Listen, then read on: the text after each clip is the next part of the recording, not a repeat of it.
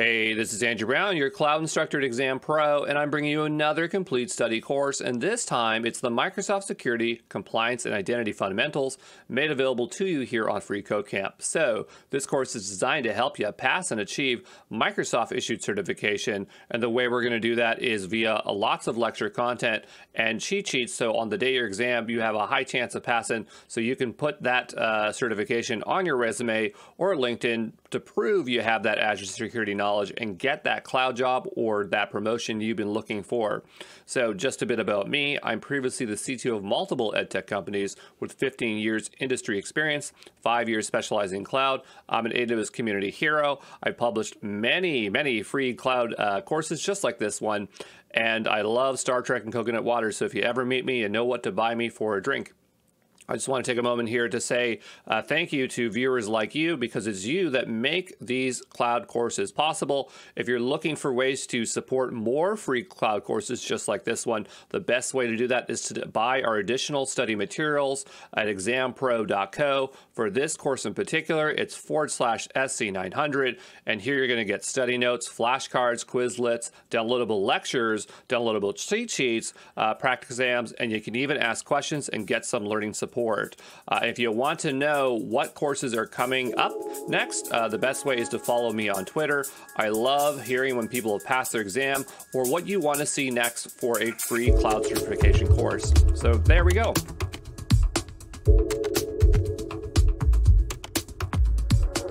Hey, this is Andrew Brown from Exam Pro, and we are at the start of our journey asking the most important question, which is, what is the SC-900? So it's the Microsoft Security, Compliance, and Identity Fundamentals, and it provides broad knowledge across Microsoft security services. So the certification will demonstrate a person can define and understand the Zero Trust model, Microsoft Privacy, M365, Defender and Azure Defender, Azure Active Directory, and a broad overview of Microsoft and M365 security services. And this certification is generally referred to by its course code, the SC-900, and it's an essential certification no matter your Azure path. This course in particular is very lecture heavy and greatly involves Azure Active Directory, so that is something we can look forward to. This is an easy course to pass and great for those new to security and compliance. So here's my Azure Roadmap, and there's a lot more Azure certifications, but we just kept the ones on the board that actually are relevant to our possible paths. And so here is some suggestions I have for you.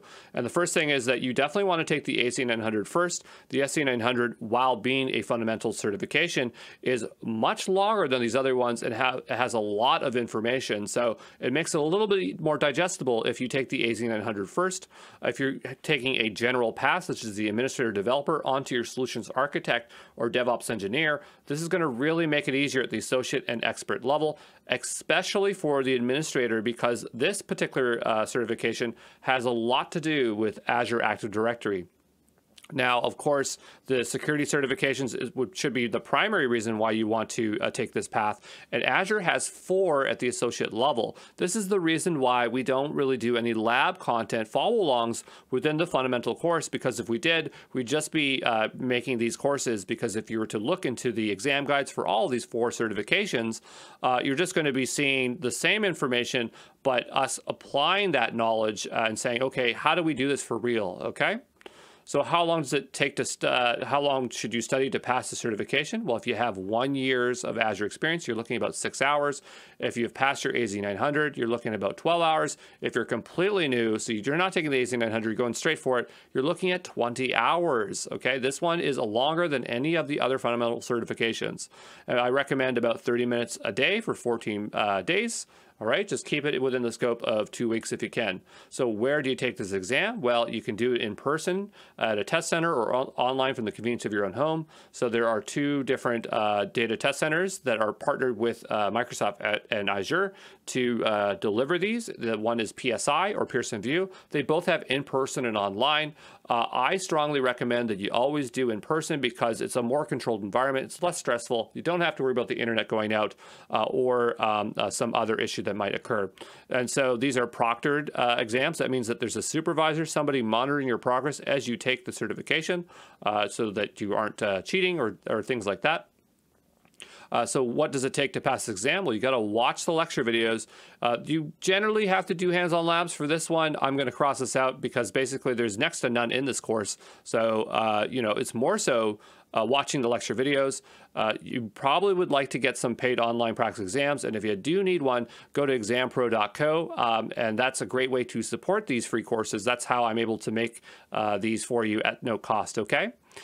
For the content outline, the breakdown is describe the concepts of security, compliance, and identity, describe the capabilities of Microsoft Identity and Access Management Solutions, describe the capabilities of Microsoft Security Solutions, describe the capabilities of the Microsoft Compliance Solutions, and we will open up the exam guide in the next video here just to give you a more clear view what the contents of the course is. For grading, you have to get at least 70% to pass or around that because it's using scaled scoring. The response types we're looking at here, well, first of all, there's 40 to 60 questions, so you can get about 12 to 18 questions wrong. Some questions are worth more than 1 point. There is no penalty for wrong questions. Some questions cannot be skipped, and the format of questions could be multiple choice, multiple answer, drag and drop, hot area, or case studies. The duration of the course, just like all the fundamental certifications, is 1 hour, so you roughly get about a minute per question. The exam time is 60 minutes, but your seat time is 90 minutes. So your seat time refers to the amount of time you should allocate for the exam. This could include the time to review instructions, read and accept the NDA, complete the exam, provide feedback at the end. And this certification, well, I normally say 2 years because that's pretty much the standard, but any fundamental certification just never expires. And I didn't put this in my other fundamental videos because I did not know that, but apparently once you have it forever. So that's a pretty good benefit there. So there you go.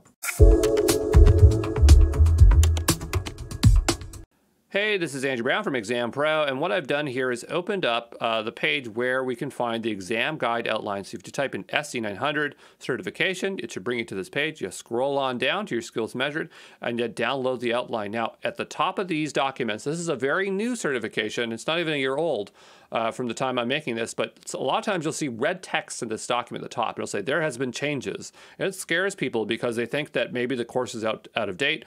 But I'm going to tell you that unless they change the number here, unless it becomes the SC-901 or 902, this course is going to be mostly relevant, okay? Because they're only ever making minute changes. They're never going to change huge sections of a course. If they do, then they're going to update the numbers. So that's how you know whether my course is still relevant or not, okay? Is whether the course number changes, not if there's red text. But going down below here, we'll just quickly go through some of these sections and some of the thoughts I have about this course. So we have the Zero Trust methodology is the first thing they want you to learn. Zero Trust model is super important. It's the foundation of this entire course and ties over to Azure Active Directory. So you're definitely going to know that inside and out. The shared responsibility model, which we covered in the AZ-900. Nothing has changed there. Defense in depth, that's like a 7-layer thing, not super important. Common threats, which are going to lay the foundation for some other services. Encryption, which is pretty straightforward. Stuff we covered in the AZ-104. The Microsoft privacy principles. This is a bit confusing because they have 2 different pages, but I cover both of them here so you know both of them. The Service Trust Portal, where we can download audit reports. So that's a very simple thing there. Primary security perimeter. This is a concept of the Zero Trust model. Really should be up in the top section there. Authentication, authorization, IPDs, so identity providers. Think Facebook, Google, LinkedIn, Twitter. Active Directory, which is a huge component of this course. Federated services, identity attacks. And so then we have, the notice here, it says service identities for Azure AD, capabilities of Azure AD, management capabilities of Azure AD, identity protection and governance capabilities of Azure AD. So there's a lot of Azure AD stuff. A good chunk of this is actually covered in the AZ-104. So if you're taking that as your natural path, like basically like half of this, at least half of this is actually the content's coming from there, okay? So that's going to be really great for you. Going down below here, now we're into Microsoft capability. I guess it still says Azure. So NSGs, DDoS, Azure Firewall, Bastion, Web Application Firewall, Azure Encryption data. A lot of this covered again in the AZ-104. So it was very easy for me to bring this over. Simplified it more to a business use case for you, okay? The Azure Security Center, Azure Security Score, Azure Defender, cloud security posture management. And there's a lot of these terms, like a lot of initialisms, and we go thoroughly through them in the primer. I actually squeezed in a primer, a security primer in the front of this course because they just lack a lot of that information to help you understand the stuff. And so I just did that to round out the entire course overall. So you have Azure Sentinel, where you have SIEM, SOARs, and XDRs. Then there's Microsoft 365 Defender, and there's a lot of stuff with Defender because there's Azure Defender and 365 Defender, and there's all these sub-services. There's an unbelievable amount of stuff in here. So identity, Office 365, endpoints, cloud app security. Then you have the Microsoft 365 Security Center. So you have a security score there, reports, dashboards, things like that. That's actually how you access Azure Azure Defenders through the M365, or sorry, through the Security Center, and then through at M365 Defender, it's through, well, actually, you just go to the security panel. That's how you get to it. You have Microsoft Intune. That's for managing remote devices. That's part of Microsoft Endpoint Manager, so you can remotely control or have security over devices, tablets, and computers. Then we have here the Microsoft Compliance Solution. So there's the Microsoft or M365 Compliance Center, and there's a ton of stuff in this course, like tons and tons. I would say like a good quarter of this entire, well, it says 25% here, but 25% of the course is all about the Compliance Center. There's tons of stuff in here for that. And actually, that's the end of the course. So yeah, it's mostly Azure AD and the Compliance Center, a handful of Azure services, and a bunch of marketing resources. Okay, so there you go. Hey, this is Andrew Brown from Exam Pro, and we are starting our journey for the SC-900, talking about zero trust methodologies, or the zero trust model in particular. And this is super important because it really lays the foundation of the way we should be thinking about all of the security that we're going to be doing within Azure, and actually in any cloud service providers, because the zero trust model is really what is being adopted today, and we'll talk about why that is. So the zero trust model operates on the principles of trust no one and verify everything. So if you have malicious actors and they're being able to bypass conventional access controls and demonstrate traditional security measures, that's no longer sufficient. We need to come up with a new way to protect ourselves. And so that's where Azure, or Microsoft in particular, has come up with their version of a zero trust model called the Microsoft's Zero Trust Model. And this is based on 3 principles and 6 pillars. So in the 3 principles, we have verify explicitly, least privileged access, assume breach. For our 6 pillars, we have identities, endpoints. An easier way of thinking about endpoints is just think of them as devices, apps, data, infrastructure, and networks. And I would say that if you wanted to put an emphasis on anything, it's going to be identities, which comes down to Azure AD. That seems to be the largest focus here in this entire course, and to really ensuring the zero trust methodology works. The zero trust model is not unique to Microsoft. GCP has its own zero trust model. AWS has its own zero trust model, but the one here is just going to really work for Azure. Okay.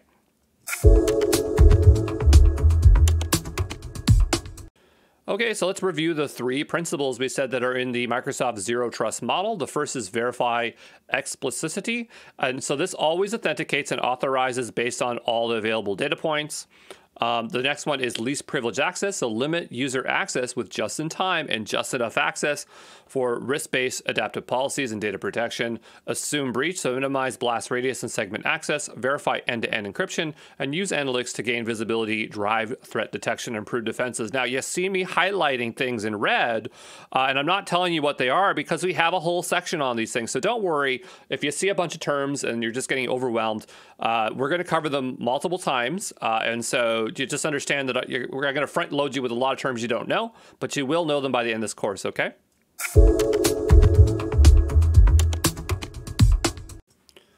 All right, so let's take a look here at the 6 pillars for the Microsoft Zero Trust model, starting with the most important one, identities. And this verifies and secures each identity with strong authentication across your entire digital estate. And so for each of these pillars, we're going to talk about some of the related services. I'm not going to describe what they do because we're definitely going to be covering them all in this course in great detail. But I want you to get some exposure so you see all these names again and again and again, okay? So the first is IAM. The next one is Azure Active Directory, and this one gets a lot of attention in this course. They might as well call this the Azure Active Directory Security course. We have single sign-on, MFA, passwordless authentication, which is a subset of MFA, risk-based policies, identity secure score, and you'll see like 3 different types of secure score in this course. So something that is very useful throughout Microsoft and Azure. We have endpoints, and it's easy to think of these as devices because their endpoints are used to gain visibility into devices accessing the network, ensuring compliance and health status before granting access. The endpoint is what grants access. For this, we have Azure AD Device Manager to register our devices with our identity provider. Generally, the controls underneath, which is mobile device management and mobile application management, is managed by Intune. And this service is now actually part of Microsoft Endpoint Manager. And if we want to get a protection around our endpoints, then we have Microsoft Defender for endpoints. But we got Defender for everything in this course, and you'll see that soon enough. Then you have DLPs, so data loss prevention policies, so we do not lose our data, so that we it does not get disclosed, and we can keep our data, our sensitive data, protected, right? For apps, we have Discover Shadow IT, so ensure appropriate in-app permissions, gate access based on real-time analytics, and monitor control user actions. So for this, we have policy-based access controls. We can use the Microsoft Cloud App Security, Azure AD Application Proxy, Cloud Discovery, or I suppose that could have been e-discovery. There's definitely a spelling mistake there, so I think it's just supposed to be Cloud Discovery. We have just-in-time virtual machine access. Onto the last 3 pillars, we have data. So move from perimeter-based data protection to data-driven protection. Use intelligence to classify and label data. Encrypt and restrict access based on organizational policies. So here we can use sensitivity labels, Microsoft Information Protection, data classification, Azure Information Protection, so AIP scanner, decision-based policies, and data loss prevention. All of this stuff is in the Microsoft, if you're doing it on the Microsoft side, it's the M3, can I type text in here? No, I can't. But it's the M365 Compliance Center. This is where all this stuff comes into play. You will see later on. So infrastructure used telemetry to detect attacks and anomalies, automatically block and flag risk behaviors, and employ least privilege access principles. So here we can use the Azure Security Center, Azure AD Managed Identities, User and Resource Segmentation, VNets, peering rules, Privilege Identity Management, NSGs, ASGs, Azure Firewall, Microsoft Defender for Endpoint, Microsoft Defender for Identity, Azure Sentinel.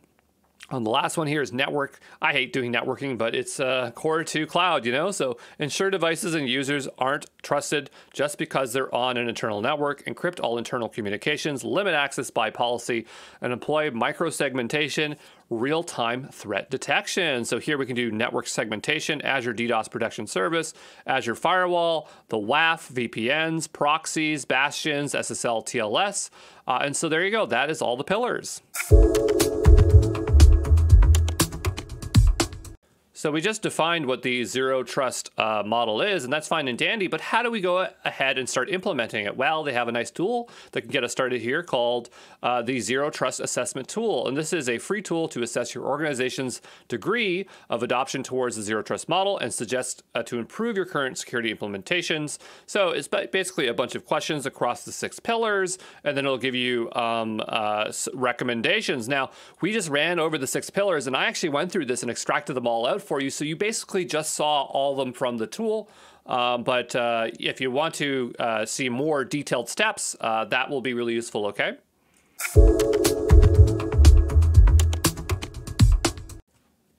I wanted to take a moment to actually show you the assessment tool because it's really easy to use. You don't even need an account. So all I did was I typed in Zero Trust Assessment Tool, Microsoft, and I was brought to here. And what you want to do here is just start at the beginning, and we have identities, and it'll ask us some questions like, have you enabled MFA authentication for internal users? So I'll say some users, because some of my users might not be good about it. Which forms of passwordless authentication are enabled? So passwordless means you don't have to enter a password in. So maybe we have phone call, text, phone, Microsoft Authenticator. I definitely use FIDO2 security keys. We'll go next. Which of your user groups are provisioned with single sign-on? And does anyone use it? So maybe my customers are using single sign-on. Which of the following security policy engines are you using to make access decisions for enterprise resources. And if you don't know any of these names, then you wouldn't checkbox them. I know mobile device management, so we'll do that. Have you disabled legacy authentication? I'm not sure what they mean here, but maybe you have like an old system that's not part of, you're not using Azure AD. So it'd say, yeah, maybe I'm still using a legacy system. I haven't migrated to the cloud yet. Are you using real-time user and sign-in risk detection to evaluate request access? If you're using Azure AD and you have that turned on, you'd know, but we'll say no if we're using a legacy system. Which of the following technologies have you integrated with your identity access management solution? And if you're, again, a small company, you might have not done much, or maybe you've only done mobile device management. That's usually one that's pretty common. Which of the following context is used for access policies? So like access policies, like access to things. So what is the context? And I would say most people are going to be doing the user, like what user's allowed to use it. And a lot of these are never ever thought about. So we'll go next. Are you using Identity Secure Score for guidance? Actually, I do, but let's just say you said no. And so the idea here is we'll get our results, and it will give you like instructions. So this is where I extracted out all these little details for you in the slides there, so you don't have to go through it. But it describes it. Multi-factor helps you protect your applications by requiring users to confirm the identity, et cetera, et cetera. So it explains them all, right? You could just answer no on everything, and it'll give you all the information at the end. And it's very useful to read through this and to understand it. But again, we cover this through the whole course, so you don't have to read it here. You just got to follow along, okay? Hey, this is Andrew Brown from Exam Pro, and we were looking at Azure's shared responsibility model. All the cloud service providers have a shared responsibility model. They're more or less the same. And so this is just to tell you like what you are responsible for and what Azure is responsible for. This is covered in the AZ-104, the AZ-204, and the AZ-900. And definitely we need to cover this again. Even if you know it, we should go over it again for the SC-900 so that we can think of it in the context of security. So for our responsibilities, we have information, data, devices, account identities, identity directories, applications, network controls, operating system, physical host, physical network, physical data center. And then we have SaaS, PaaS, IaaS, and on-premise. If you forget those terms, the first is software as a service, the software that uses that you use in the cloud. So think 365. So Word, Doc, Excel, Skype, OneDrive, SharePoint, Dynamics CRM. You know, if imagine just all-purpose software, but you access it via the cloud. Then you have platform as a service, so deploy apps without worrying about the underlying infrastructure. So Azure App Services, you just have an app, you put it up there, it just works. Infrastructure as a service, so the basic building blocks of cloud IT, so storage, compute, databases, networking. I call that the core four. You should always know that no matter what cloud service provider you're using. On-premise, so data center owned and operated and maintained by the customer. So what we'll do is just show you the blocks here, and the blue represents the customer's responsibility, okay? I know it's like, you think like blue would be for Azure, but they made it blue. And I should have really put a legend on this because I always get confused by that as well. But we're going to just do that. And this is the customer, okay?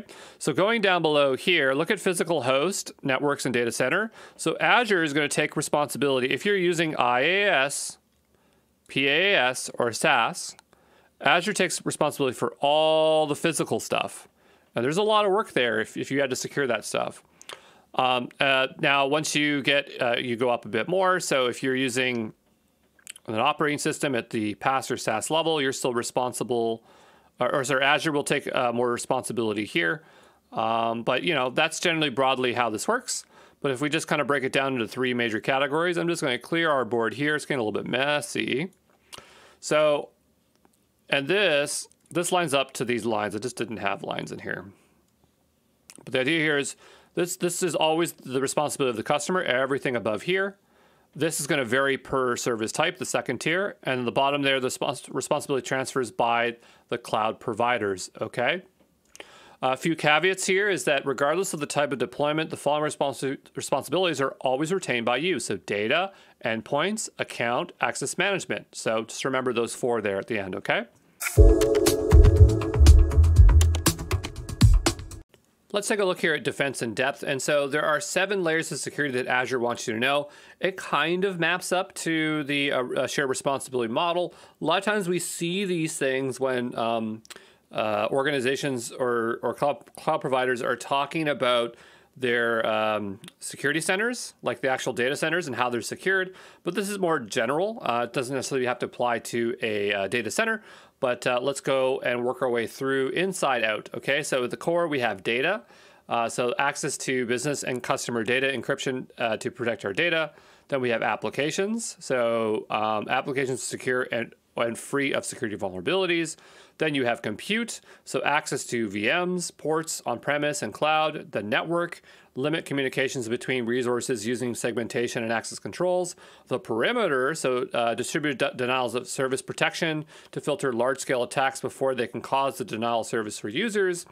Identity and access, so controlling access to infrastructure and change controls.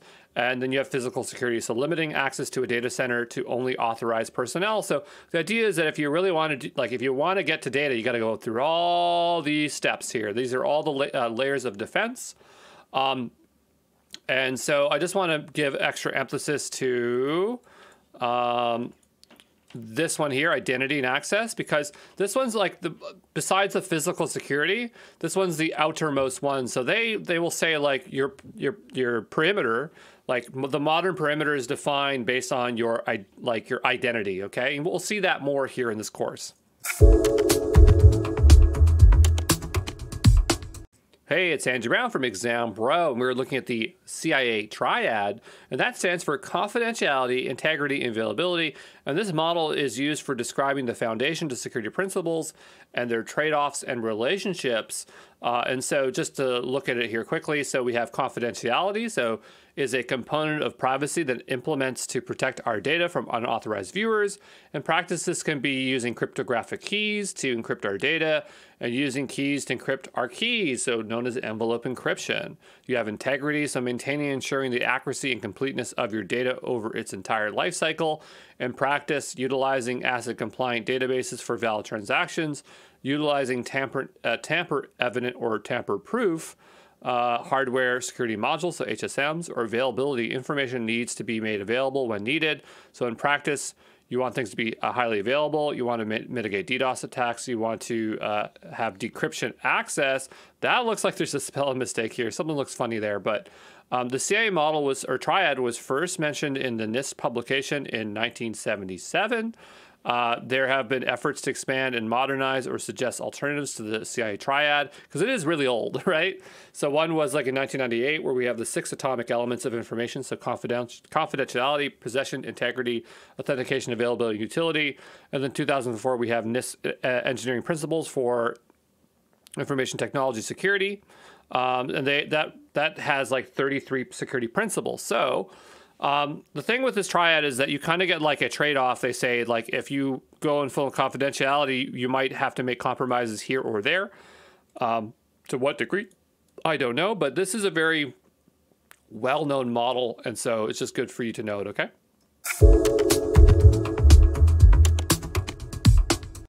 Let's talk about common threats, and these are in particular what Azure wants you to know. There's definitely a lot more than just 4 here, but these are the 4 main ones that Azure wants you to focus on. But before we talk about, let's just say, what is a threat? So a threat in cloud security is a potential negative action or event facilitated by the vulnerability that results in an unwanted impact to a computer system or application.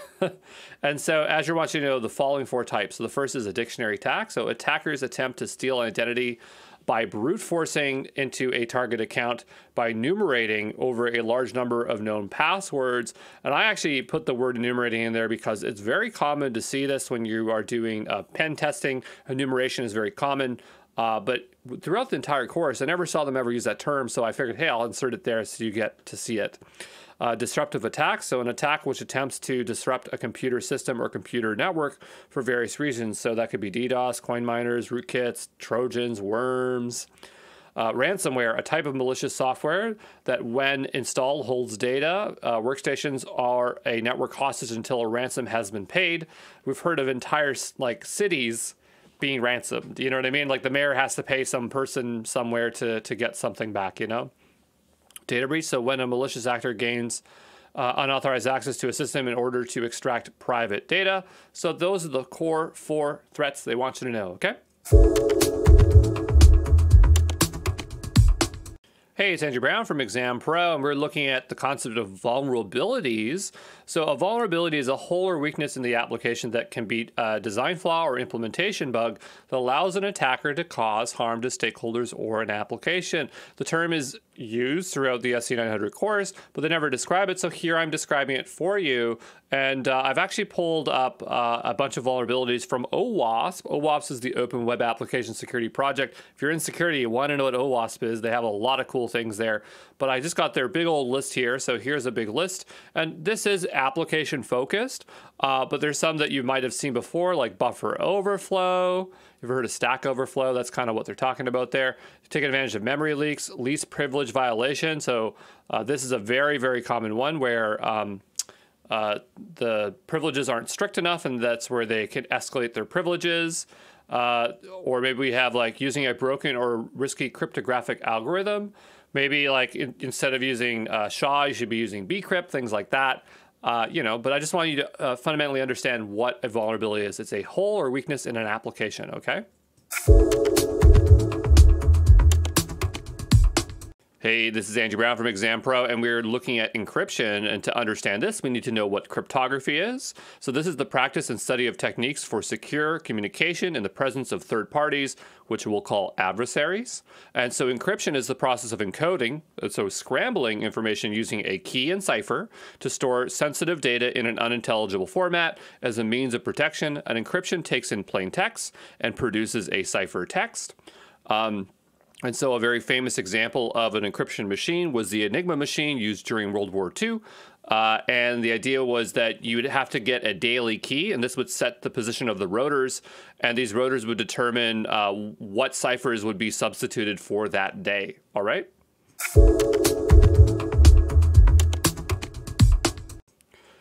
Hey, it's Andrew Brown from Exam Pro, and we were just looking at encryption, and we saw the word cipher, so I want to dive in and describe what that is. So a cipher is an algorithm that performs encryption or decryption, and cipher is synonymous with code, so a lot of times cipher and code just means the same thing. Notice that this has an I and this has a Y. Both are valid spellings. I put both of them in here just so that you're comfortable with it. If you're in Canada or the UK, we like to use the Y. If you're in the States or other places, they like to use the I. So both are okay. When you use a cipher, the output is a cipher text. And so basically it takes plain text and just looks like scrambled text. And so here's an example, and this is way back in the day, kind of makes the illustration pretty clear, but this was a code book, and it would store different cryptographic codes. So if we were to zoom in here, if you're given the code 02, or 04, it could mean this. Or I suppose like the word canoe could also mean has the authority. So there's a bit of an encoding there, like a cipher there to understand that translation. So hopefully that makes it clear. So to complete the puzzle for encryption, you have a cipher and a key. So a cryptographic key is a variable used in conjunction with an encryption algorithm in order to encrypt or decrypt data. And so we have two types of keys. We have symmetric keys, and this is when you use the same key for encoding and decoding. So here is my key, right? I have my plain text. I use that key. It turns it into cipher text. Notice the text is not human readable. And then I use the same key to turn it back into plain text. And the most common symmetric encryption is AES. And you'll definitely see that when working with Azure, AWS, or any cloud service provider. Then you have symmetric encryption, or say asymmetric encryption. This is when you use two keys, one key to encode and one key to decode. And so very similar process, but the keys are separated. The most popular case here is RSA, okay? Hey, this is Andrew Brown from Exam Pro, and we're looking at the concepts of hashing and salting. So hashing is a function that accepts an arbitrary size of values and maps it to a fixed size data structure, and hashing can reduce the size of the stored value. Now, that is a benefit of hashing, but that's not necessarily why we're using hashing. So hashing is a one-way process, meaning once you turn that text into a hash, it's basically unreadable at that point, and it's deterministic, meaning that it's a process where the input will always produce the same output. So if you always give it John Smith, it's always going to produce 02, all right? Now, the hash can be whatever. It doesn't necessarily mean John Smith will be 02. It's just based on what the hashing function operates, like how it works, okay? So the use case for hashing is for hashing passwords. If you have a database, you do not want them to reside in plain text, because if a malicious actor gets in, they can just see all the passwords. So by hashing it, it obscures what the password is. Now, the way you would authenticate against the password, because if a user inputs a password, you have to match it against it. You just have to hash the inputted password and then match it against the hash password, right? The hashed values. And so popular hashing functions are MD5, SHA-356, and bcrypt. Bcrypt is pretty popular. That's what everyone uses because it's very long and good.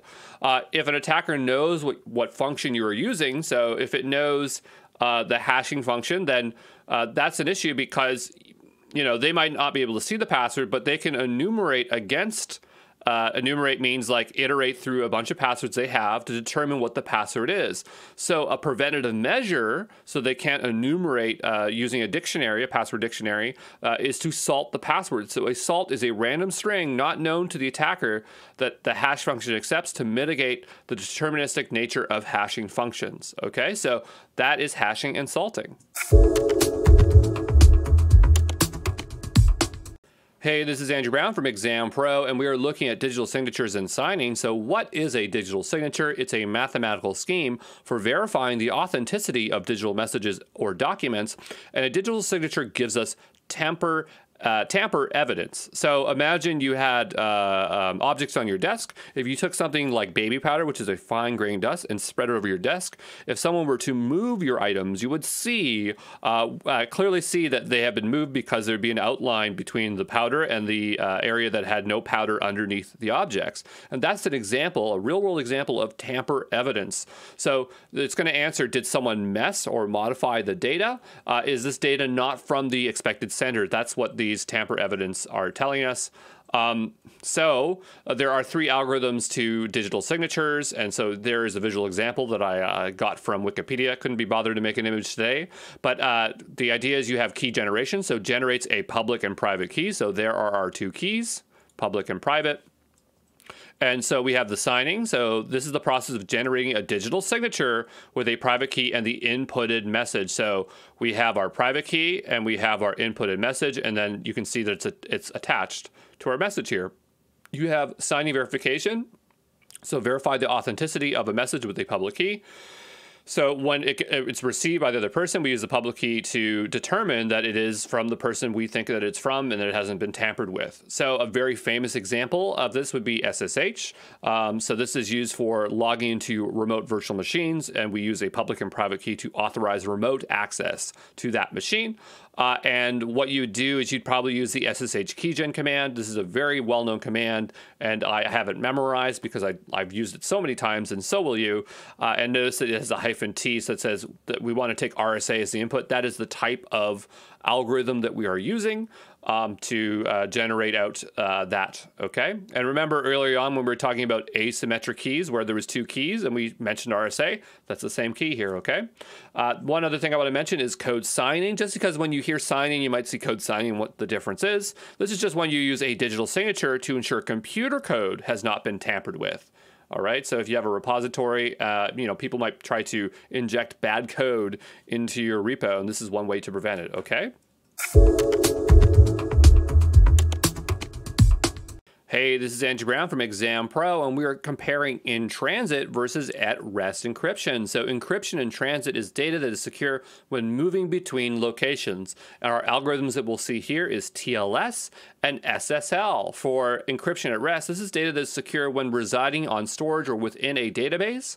And so algorithms here could be used would be AES or RAS. All right, and we've covered AES and RAS, but let's talk about TLS and SSL. So TLS, which stands for Transport Layer Security, is an encryption protocol for data integrity between 2 or more communicating computer applications. TLS is deprecated in favor of SSL. That means that we don't use it anymore, but every time we mention encryption in transit or SSL, everyone always mentions TLS where SSL originates from. So even though we don't use it, you just see everyone always mentioning it. So SSL stands for Secure Socket Layers, and it's an encryption protocol for data integrity between 2 or more communicating communicating computer applications.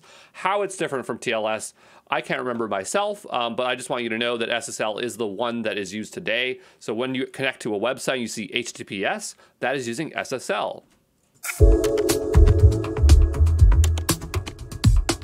Hey, this is Andrew Brown from Exam Pro, and we are looking at multi-factor authentication, also known as MFA, and that's how I'll refer to it through the entire course.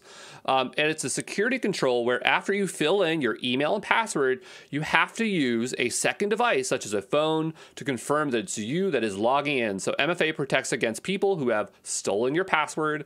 MFA is an option in most cloud providers and even social media websites such as Facebook. So here it is an example. You see my email, my password, and that is called one factor. So I've confirmed my identity like in this one case. And then you have the second factor, also known as multi-factor. That's usually what we call it. And then that's going to let us get into the system, okay?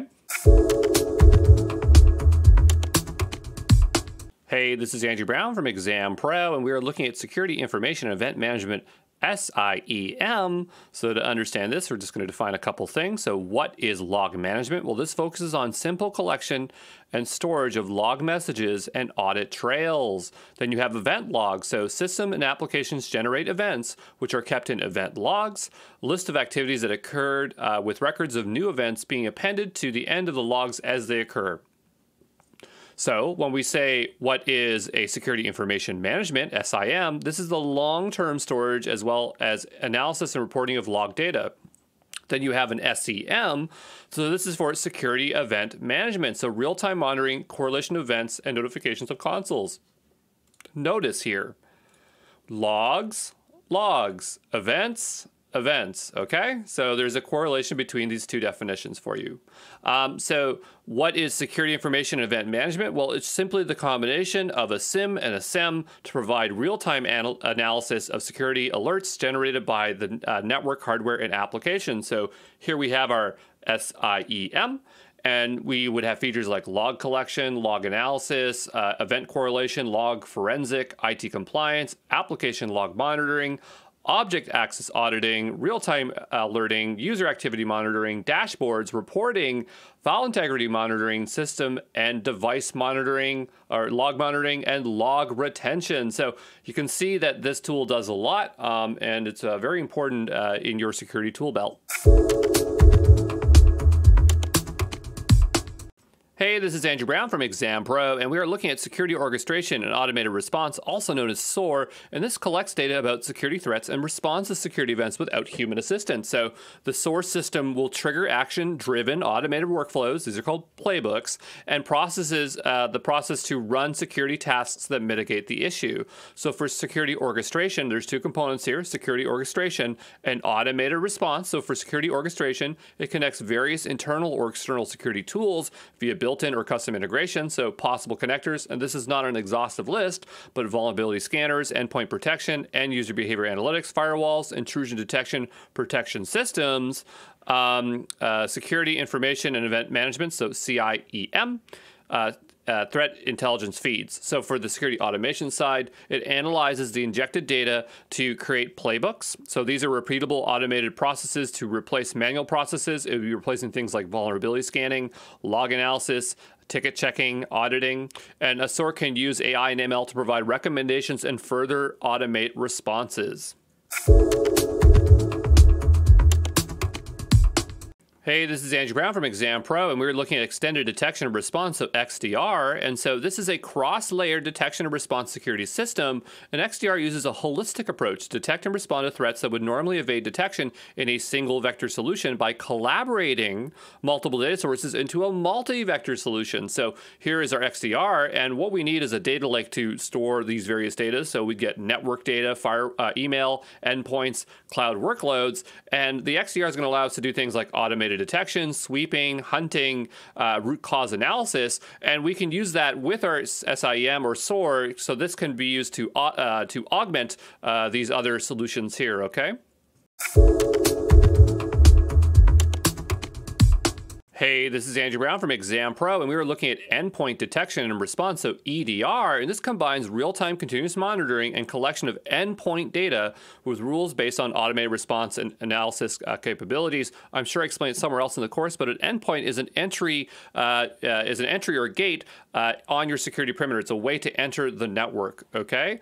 And so EDPs are designed to detect APTs. So what is an APT? It stands for Advanced Persistent Threat.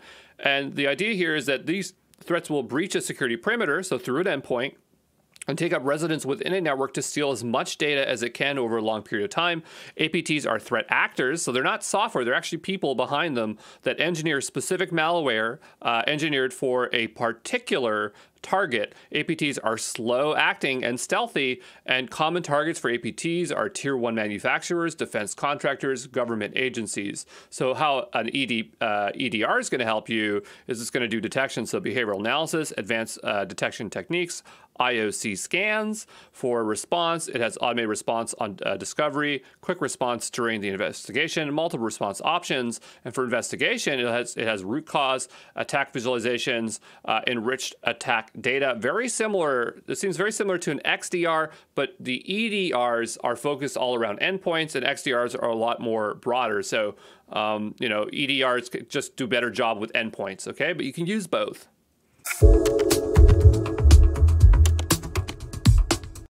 Hey, this is Andrew Brown from Exam Pro, and we are looking at Cloud Access Security Brokers, also known as CASB, and this system sits between the cloud user and the cloud application and monitors all activity and enforces security policies. So on the left-hand side, you'd have your remote workforce, maybe they're working from home, maybe they're on the job, like at a remote location, and then you have your corporate office, so this is where everyone would be in a very controlled environment, but all that traffic is going to pass through the CASB, and the idea here is you'll get control and monitoring, compliance management, data security, and threat protection for your cloud services, whether it's software as a service, platform as a service, or infrastructure as a service. So some of the features to help you think about what CASB can do for you is it has monitoring user activity, warning administrators about potential hazardous actions, enforcing security policy compliance, automatically preventing malware, restricts unauthorized access, identify account takeovers, uncovers shadow cloud IT, or just shadow IT is an easy way to say it, cloud data loss prevention,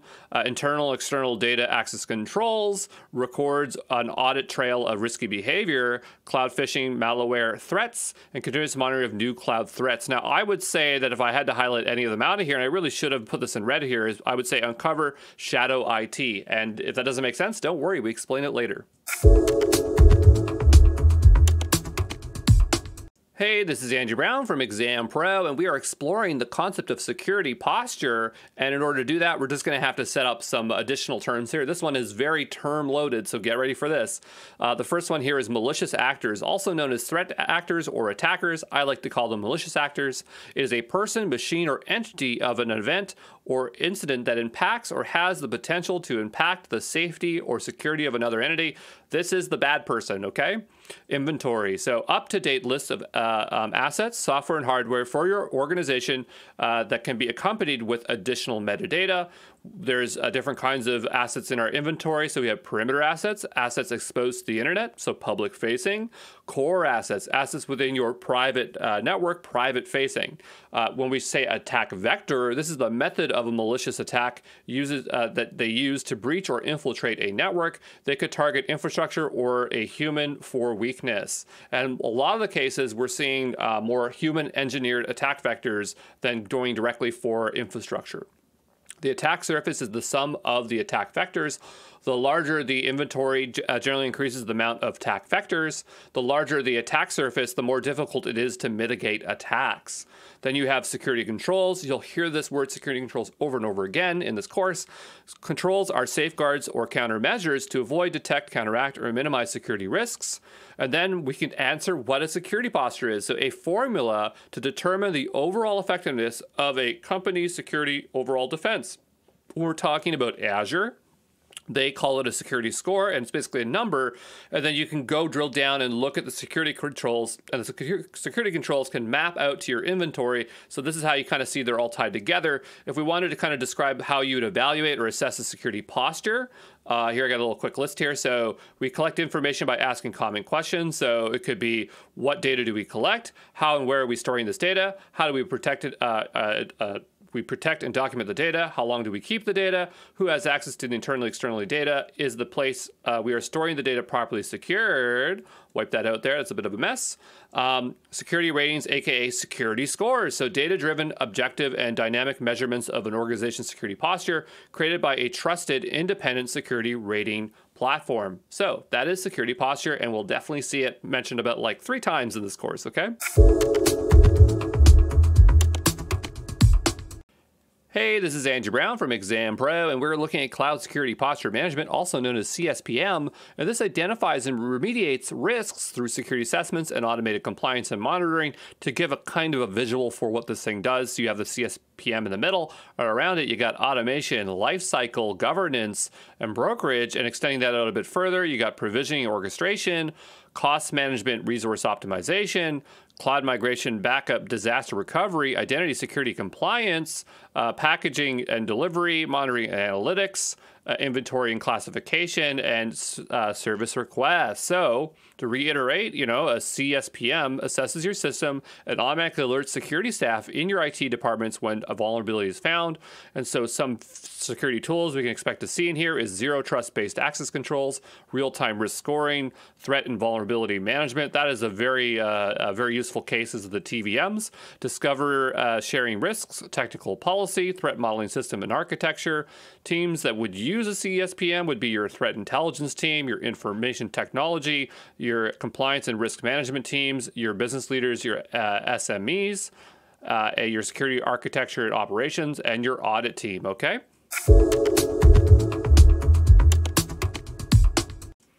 Hey, this is Andrew Brown from Exam Pro. We're looking at just-in-time and just-enough privileges. These 2 terms come up a lot in Microsoft and Azure documentation, but they don't fully explain them to you, so I'm taking the time up front here so that you know it when you see the initialism. So just-in-time, also known as JIT, is giving access to resources only during the time when needed, reducing the surface attack based on the range of time access. So if someone only needs something for 2 minutes, give it to them and take it away, right? So, and give them access to things near the time that they need it. So if they're not going to use it from an hour from now, don't give it to them so there's an hour window. Give it to them exactly when they're using it and take it away when they exactly aren't using it. Then you have just enough privilege, so known as JEP. So giving access to only the specific actions, reducing the surface attack by providing the least privilege principles. This is pretty much the principle of least privilege, which is another initialism I'm sure we'll see in the course, but for some reason they call it this here. But these are the 2 things you'll see throughout Microsoft and Azure documentation.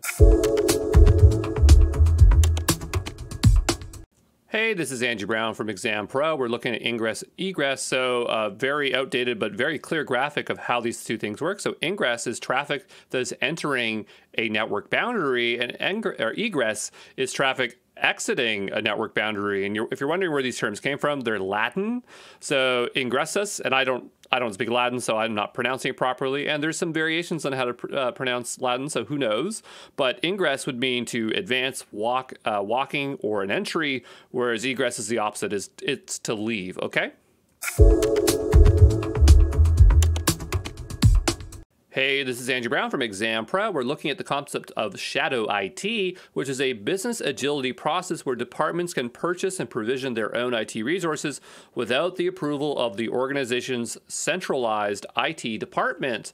So the advantage of shadow IT systems allows organizations to innovate and quickly prototype future solutions, but the disadvantage of shadow IT systems increase risk with organizational requirements for security controls, compatibility with compliance programs, loss of data or unexpected data exposure, documentation, reliability. So, you get great agility, but then you need additional security services, which we talked about earlier, to make sure that there's no abuse of these shadow IT systems.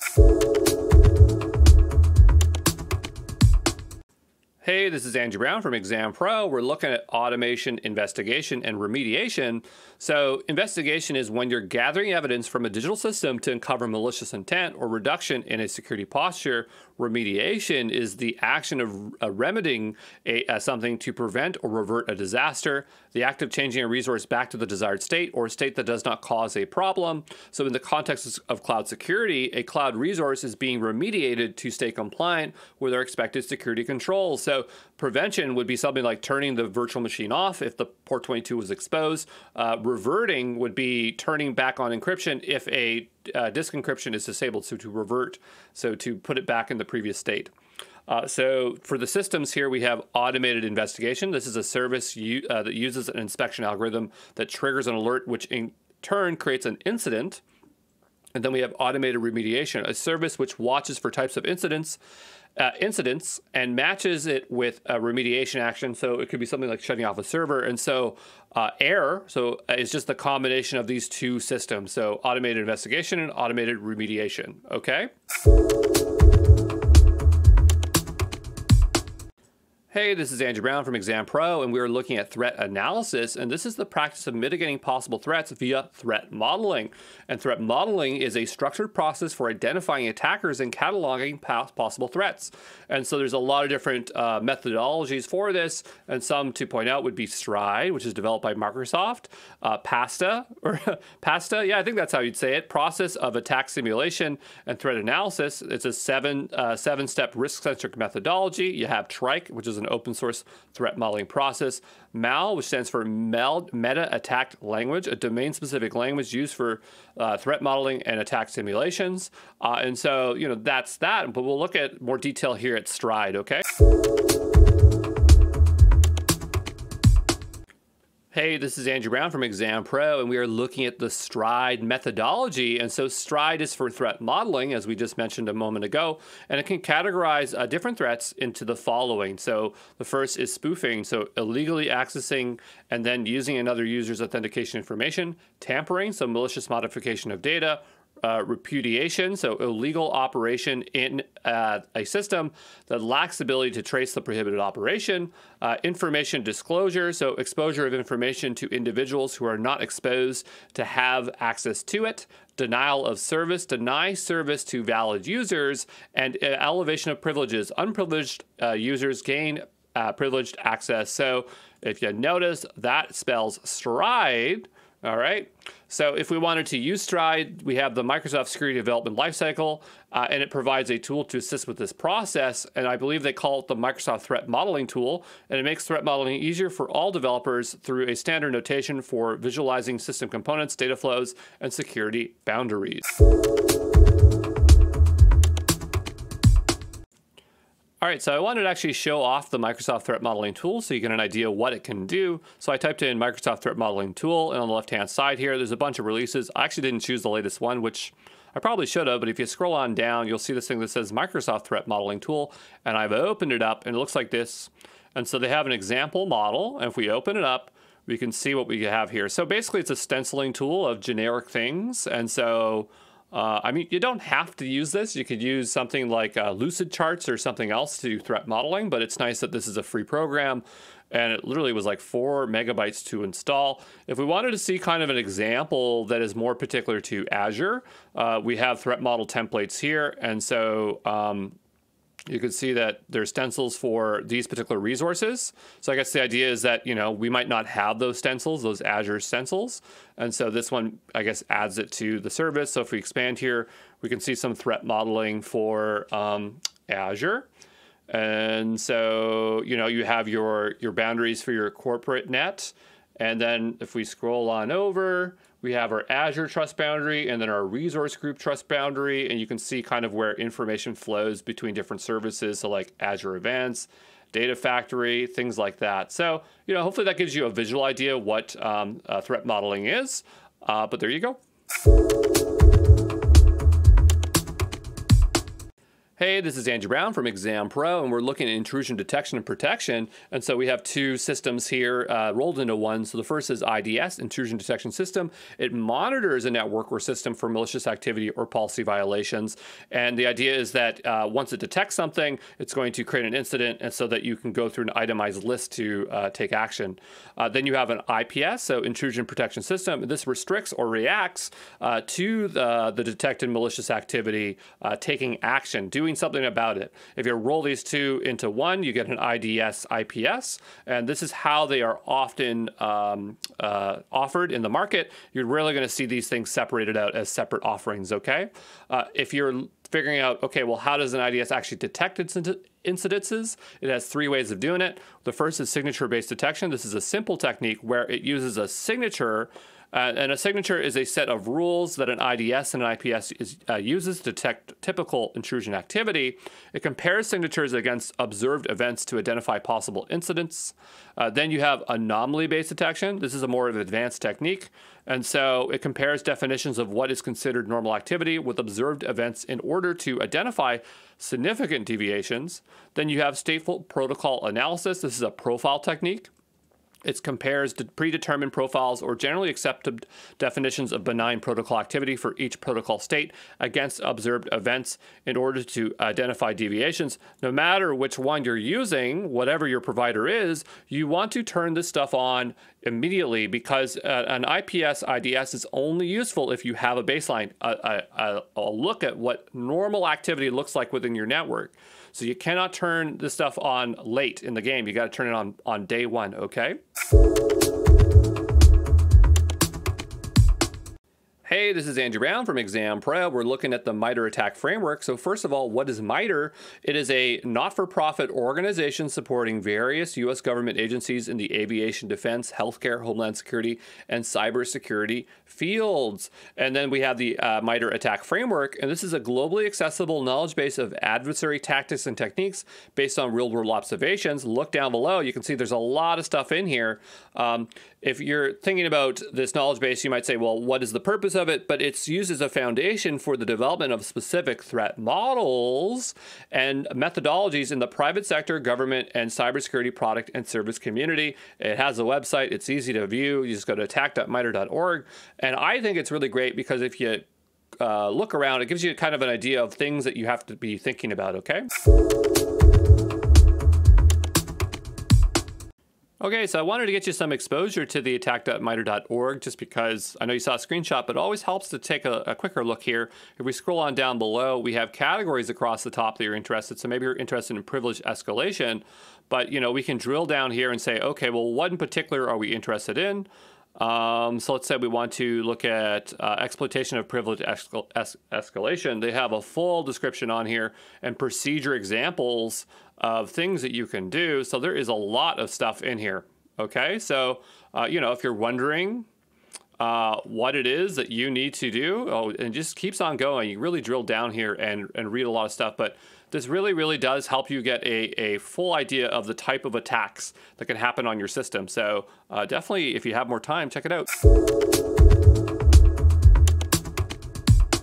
Hey, this is Andrew Brown from Exam Pro, and we're going to look at the 6 Microsoft privacy principles. So the first being control, which is we will put you in control of your privacy with ease of use tools and clear choices. Second being transparency. We will be transparent about the data collection and we use so you can make informed decisions. Number 3, we will protect the data you entrust to us through strong security encryption. Number 4, strong legal protection. So we will respect your local privacy laws and fight for legal protection for your privacy as a fundamental human right. Number 5, no content-based targeting. So we will not use your email, chat files, or personal content to target ads at you. Have a hard time believing that 5th one, but hey, they say they don't do it. Number 6, benefits to you. So we will, when we do collect data, we will use it to benefit you and make sure your experiences, to make your experiences better. So it's kind of funny because it seems like number 6 could contradict number 5, but if they saw it as a benefit to you. But yeah, that's the Microsoft privacy principle.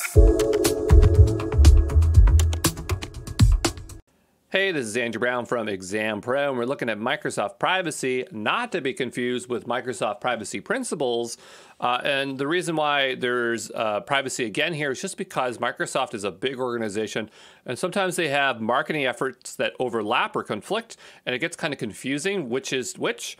And that's just Microsoft being Microsoft for you, but we're going to go through it anyway because regardless of which one is more important, I think it's just good to get good coverage here, and it's explained in a slightly different way, so helps you understand how these providers think about your data. So starting at the top here, we have control your data. So your data belongs to you. You can access, modify, or delete it at any time. You're in control of your data. It's reinforced by Microsoft compliance. So GDPR, ISO 2718. They have independent audit reports, data processing only with consent, neither shared or mined for market research and advertising, subcontractors data restriction, so aka subprocessors, can perform only the function that Microsoft has hired them to provide, and they're bound by the same contractual privacy commitments that Microsoft makes to you. For control data location, you choose where your data is located, so choice of data center, data residency meaning like the boundaries of a country or a geographic boundary. We're talking about securing your data. So data at rest, they use AES 256 encryption. Data in transit, SSL and TLS. Encryption keys, you have Azure Key Vault. For defending your data, responding to data requests, they will not disclose data to a government or a law enforcement agency unless required by law. Law enforcement requests, so direct the requesting party to seek the data directly from the customer, so they're not doing it on your behalf, okay? They have contractual commitments, so using the courts to challenge government's demands that are inconsistent with the rule of law, so they're always fighting on your side. They have GDPR compliance, so disclose their data in response to a government request in violation of EU's GDPR. Disclose their data in response. So GDPR compliance, that could have been worded better. I'm taking it from their content, by the way. But GDPR is like, if you're a European citizen, you can say, hey, I don't want you to hold on to my data, so show me what you have about me, and also can you delete it, okay? And so that's what that is there.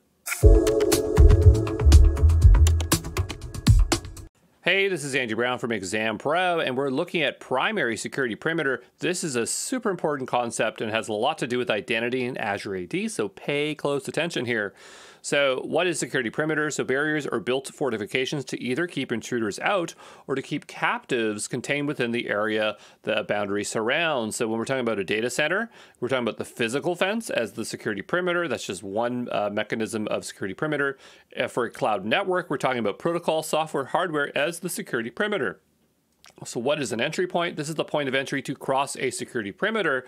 And then we have access controls, and these are the security mechanisms at the point of access that allow or denies access. When we're talking about permission to access a resource, this is called authorization. And so what is a primary security perimeter? So traditional security focused on firewalls, VPNs, since there were fewer employees or workstations outside the office. But now that we have bring your own devices, remote workstations, it is much more common now to access controls via a zero trust model. I really should have highlighted that in yellow or red. Like, that's important, very important. And zero trust models are being adopted. So we see MFA, and we see a shift towards user identity management becoming the primary perimeter for security. So the primary security perimeter is user identity management. And so when we're talking about Azure, it's going to be Azure Active Directory, because this is the most common tool, okay?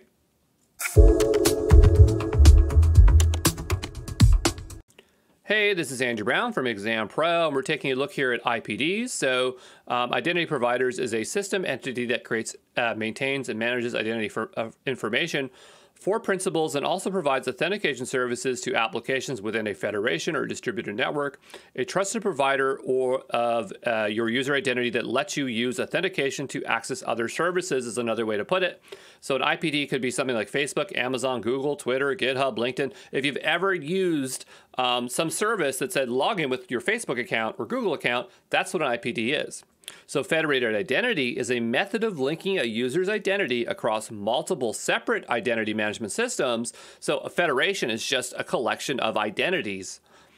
We have a few different technologies that are involved with IPDs. So the first is OpenID. This is an open standard and decentralized authentication protocol. So this allows you to log in with different social media platforms, such as Google or Facebook. OpenID is about providing who you are. Auth 2.0 or OAuth 2.0 is an industry standard protocol for authorization of OAuth. Doesn't share your password data, but instead uses authorization tokens to prove an identity between the consumer and service provider. And so OAuth is about granting access to functionality. So you can use OpenID and OAuth 2.0 together. The last is SAML, Security Assertion Markup Language. It's an open standard for exchanging authentication authorization between identity providers and service provider. It's a use case for SAML, which is single sign-on with web browser. Whenever you're using Azure AD and you want to connect to a web app, you're going to be looking at using SAML, okay? Hey, this is Andrew Brown from Exam Pro, and this is our introduction into Azure Active Directory, also known as Azure AD, and it's Microsoft's cloud-based identity and access management service, which helps your employees sign in and access resources. It's going to help us both externally and with internal resources. So on the external side, we're looking at Microsoft 365, the Azure portal, SaaS applications, and for internal resources. So those are apps that reside within your internal network, access to workstations that may reside on-premise. And one of the best features of Azure AD is single sign-on. That's what a lot of companies want it for.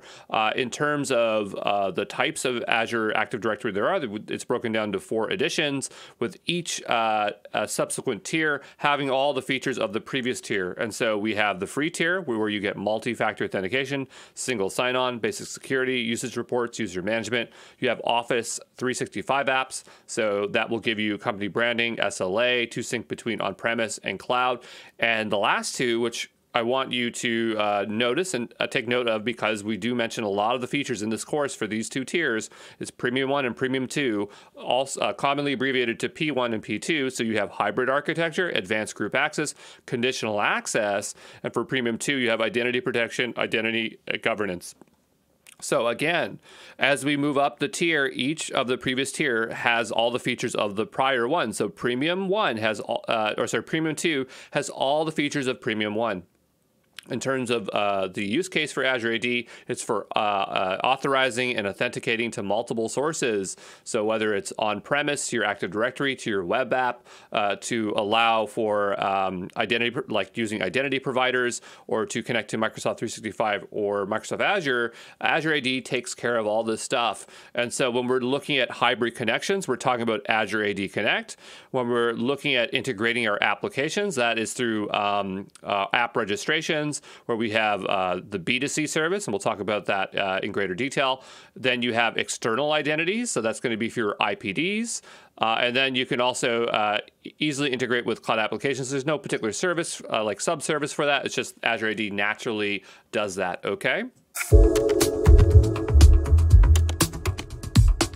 Hey, this is Andrew Brown from Exam Pro, and we are comparing Active Directory versus Azure Active Directory because they're not the same thing. So Active Directory has been around for quite a long time. It's been around since Windows 2000, and it was first introduced as Active Directory domain services to give organizations the ability to manage multiple on-premise infrastructure components and systems using a single identity per user. And so Azure AD takes this approach to the next level by providing organizations with an identity as a service, so an IDaaS solution for their apps across cloud and on-premise. So both are still used today. So there's Active Directory, which is used for on-premise, and there's Azure AD, which is the cloud version. And so we see a lot of companies might want to migrate over to Azure AD, or they might have a particular legacy licensing that makes it more cost effective, or there might be certain security compliances where that's why they're not using Azure AD. So both of these are still valid products, just different use cases, okay? Let's take a closer look here at Azure AD for app registration. So app registrations allow developers to integrate web applications to use Azure AD to authenticate users and request access to user resources such as email, calendar, and documents. And this allows you to implement single sign-on into your web applications. The way you access it is you just go to your Azure AD, and there's a section under there called App Registrations. We're definitely going to cover a little bit more about app registrations when we talk about Azure AD B2C, because that is the actual way of doing authentication, and we'll cover more about app registration there. But just a quick introduction here, okay?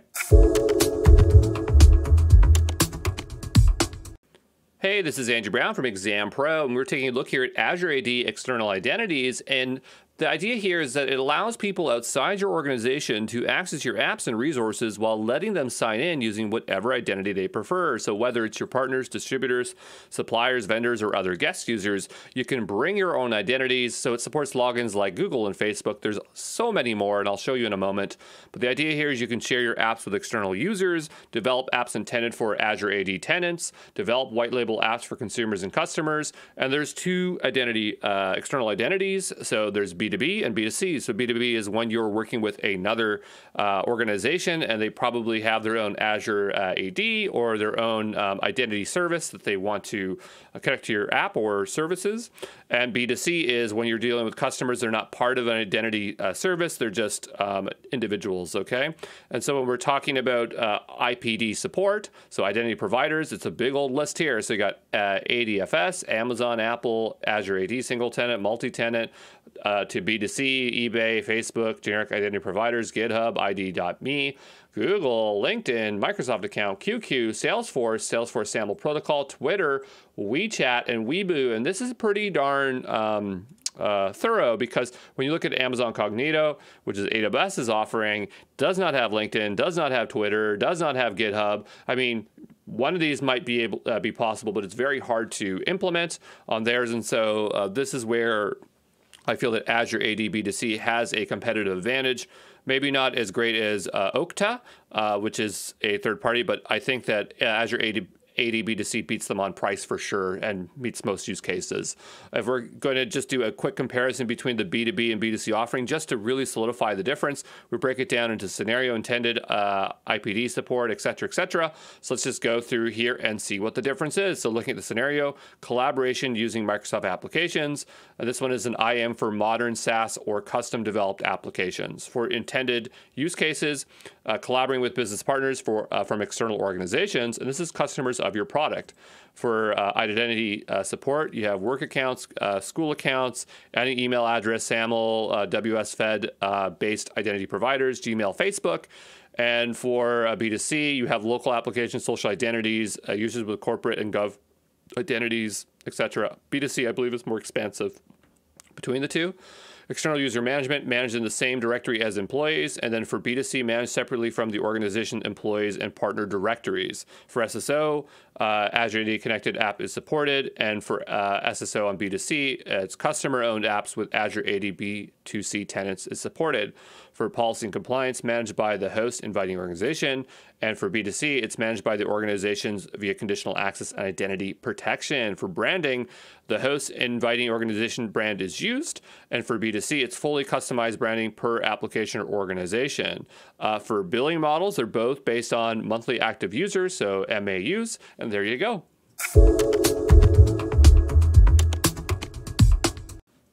Let's take a look here at service principals for Azure AD, and this is a security identity used by applications or services to access specific Azure resources. So a service principal is created when a user from the tenant has consented to the applications or API use. And so what you do is you'd go over to app registrations to be able to set up a service principal. So this defines who can access the application and what resources the application can access. So down below, you can see we have a few different options here. So whether it's the organizational directory from the current company or a different one, or whether you're allowed to use a personal account. So a service principal is created in each tenant where the application is used and references the global unique application object. So after you've registered your application, you're going to have an object ID and an application ID. That's what I was talking about earlier when I said about application registration. We come back to it. Well, this is the part where we're seeing how that works. So the application ID represents the global applications across all tenants, and the object ID is a unique value for an application object. So there you go.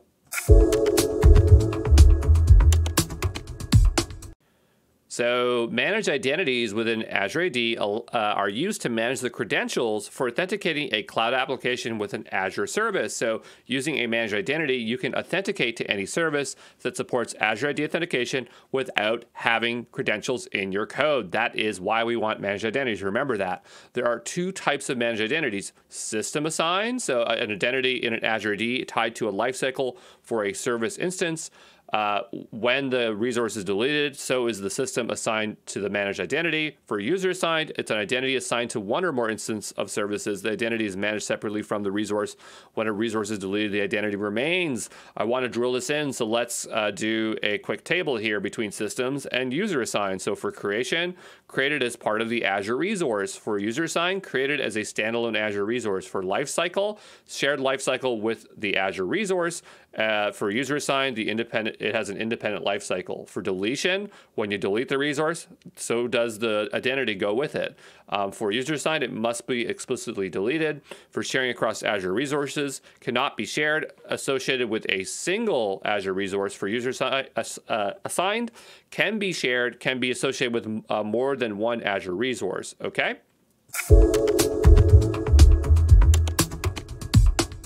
Hey, this is Andrew Brown from Exam Pro, and we're taking a look here at device management for Azure AD. So let's just define what device identity management is. It is the management of physical devices such as phones, tablets, laptops, desktops, computers that are granted access to company resources such as printers and cloud resources via device-based conditional access. So here's what it would look like if you opened up Device Manager and you had connected some devices.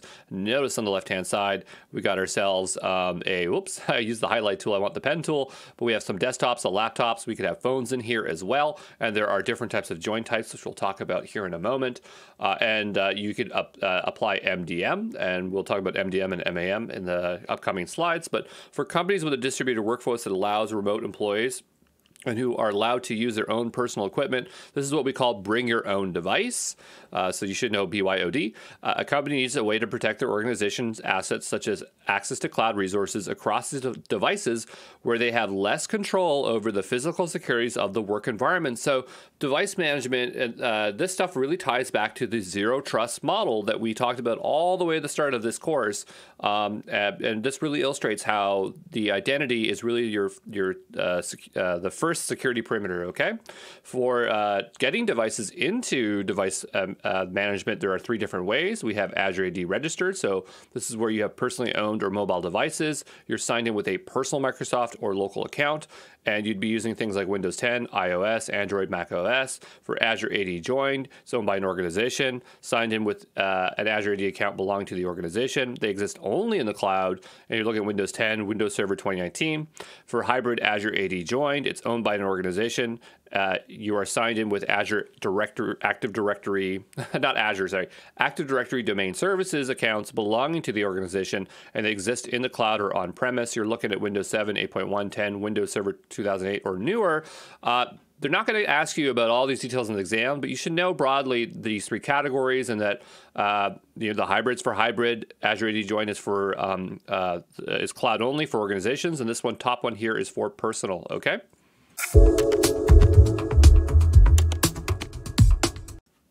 Hey, this is Andrew Brown from Exam Pro, and we're taking a look here at MDM and MAM. So mobile device management allows you to control the entire device, wipe data from it, and also reset it to factory settings, where mobile application management allows you to publish, push, configure, secure, monitor, and update mobile apps for your users. And both of these features are found under your Azure AD. So there you would add an application such as Microsoft Intune, and that's what you'd be using to get MDM and MAM features.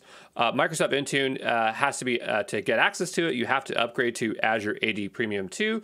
And Microsoft Intune is now part of Microsoft Endpoint Manager. Used to be a standalone service, but now it's part of this. And Microsoft Endpoint Manager and Intune are part of the Microsoft Enterprise Mobility Security, EMS. It's just like a suite of services that work together. So I know it's a bit confusing, but Intune is part of Endpoint Manager, which is part of EMS, okay?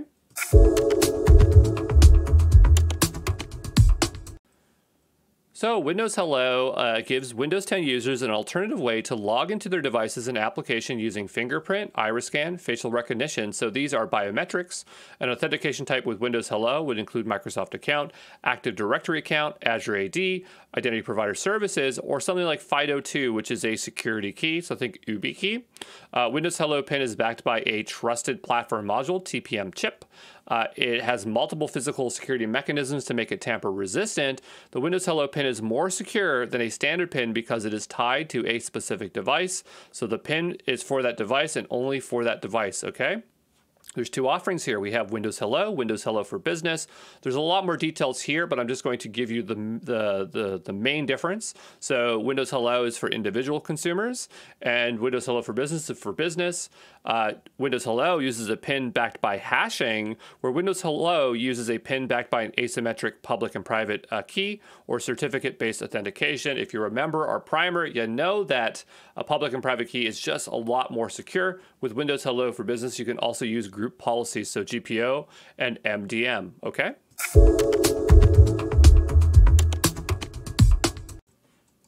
Hey, this is Andrew Brown from Exam Pro, and we're taking a look here at Azure AD Connect, which is a hybrid service to connect your on-premise Active Directory to your Azure account. Azure AD Connect allows for seamless single sign-on from your on-premise workstation to Microsoft Azure, and it allows you to connect in the following way. So we have password hash synchronization, which is a sign-in method that synchronizes a hash of users on-premise AD password with Azure AD. Password through authentication, this is a sign-in method that allows users to use the same password on-premise and in the cloud. Federation integration, this is a hybrid environment using on-premise ADFS infrastructure for certificate renewal. These three are the authentication types. Okay, so you want to remember those three. Some additional features we should cover is synchronization. So responsible for creating users, groups, other objects, ensures on-prem and cloud data matches, and health monitoring. Robust monitoring and provides a central location in the Azure portal to view activity. This last one is called Azure AD Connect Health. Okay. Let's take a look here at self-service password reset, also known as SSPR. This allows users to change or reset their password without the help of an administrator, free up your help desk support requests, add an additional layer of security, and keep users more productive. So self-service password scenarios include password change, so when a user knows their password but wants to change it to something new. Password reset, when a user can't sign in, such as when they forget the password and want to reset. Account unlock, when a user can't sign in because their account is locked out. So authentication methods for SSRP would be like mobile app notifications, mobile app codes, email, mobile phones, office phones, and security questions, okay?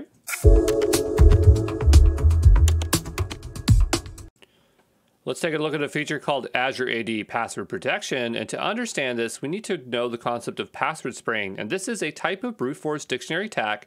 The idea here is that identity systems mitigate traditional brute force attacks by having lockout. And after a lockout would be after a certain amount of attempts, the user is locked out and has to wait a short period of time before they can try their password again. You've seen this like 5 attempts and then you're locked out for like 30 minutes. So password spraying circumvents lockout by spraying the same password across multiple accounts before trying another password while the lockout time cools down or resets.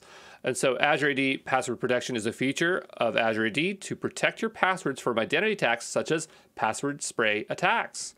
Okay, the mechanisms here is we have global ban password list. So this is a password list with known weak passwords that is automatically updated and enforced by Microsoft. You don't have to do anything. You just get that as you use the service. Then you have a custom ban password list. This is where you're going to provide a custom list of passwords that are more specific to your business security needs. To get banned passwords lists, you need Azure AD 1 or 2. For hybrid security, Azure AD Password Protection can be integrated to on-premise Active Directory environments. Okay.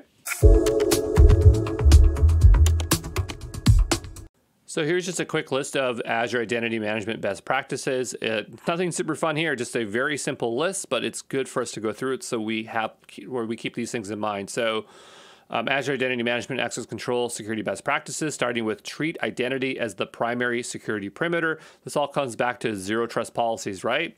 A centralized identity management, manage connected tenants, enable single sign-on, turn on conditional access, plan for routine security improvements, enable password management, enable multi-factor verification for users, use role-based access controls, lower exposure of privileged accounts, control locations when resources are located, and use Azure AD for storage authentication. So there you go.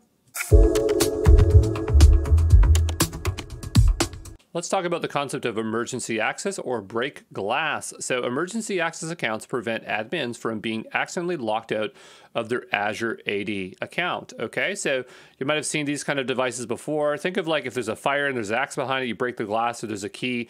These are just in the case of emergencies that you can get access. So you can mitigate the impact of accidental lack of administrative access by creating 2 or more emergency access accounts in your organization. So emergency access accounts are highly privileged and they are not assigned to specific individuals. They are limited to emergency or break glass scenarios where normal administrative accounts can't be used. Recommended to maintain a goal of restricting emergency accounts used to only the times when it's absolutely necessary. So these accounts should be cloud-only accounts that use the onmicrosoft.com domain, not federated or synchronized from an on-premise environment. Exclude at least 1 account from a phone-based multi-factor authentication, exclude 1 account from a conditional access policies, store these account credentials safely, and monitor sign-in and audit logs. All right. So Azure Active Directory using MFA allows multiple authentication methods. Some of them is SMS, so that's where you have a text message and that's how you get your PIN. A voice call that has a synthesized voice that speaks your PIN. We have the Microsoft Authenticator app where you can use the app and press a button so you can do passwordless login. And you have Oath hardware token. So this is where you touch your security key and authorize it by generating, and it will automatically generate and enter a PIN for you. So we'll just kind of dive a little bit deeper into these methods, okay? Hey, this is Andrew Brown from Exam Pro, and we're taking a quick look here at Microsoft Authenticator. So this is a web application, or sorry, a mobile application you can download for either your iOS or Android phone. It allows for secure sign-ins for all your online accounts using multi-factor authentication, passwordless authentication, password autofill, and it's both available in the Apple App Store and Google Play Store, okay?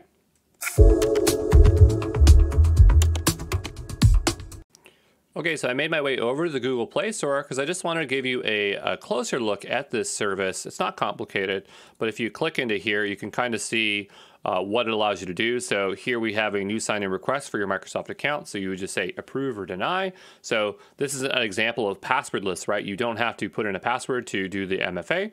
You can see when there are new sign-ins on your phone, it will autofill passwords in. So here it's doing it for LinkedIn.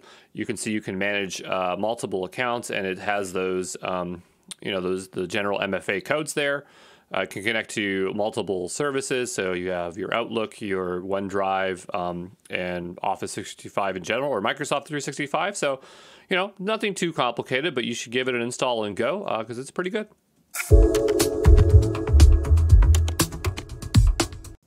Hey, this is Andrew Brown from Exam Pro, and we're taking a look here at the concept of biometrics. So biometrics are body measurements and calculations related to the human characteristics. And biometric authentication, or realistic authentication, is used in computer science as a form of identification and access control. So we have different kinds of characteristics. There's physiological, which we'll go through quickly here. So like a fingerprint, palm veins, face recognition, DNA, palm print. Hand geometry, iris recognition, retina, or odor or scent. That last one sounds very interesting. I've never heard of a system that can do that, but it's on the list here. Behavioral characteristics. So this would be like typing rhythm, gait, keystrokes, signature, behavioral profiling, and voice. So there you go.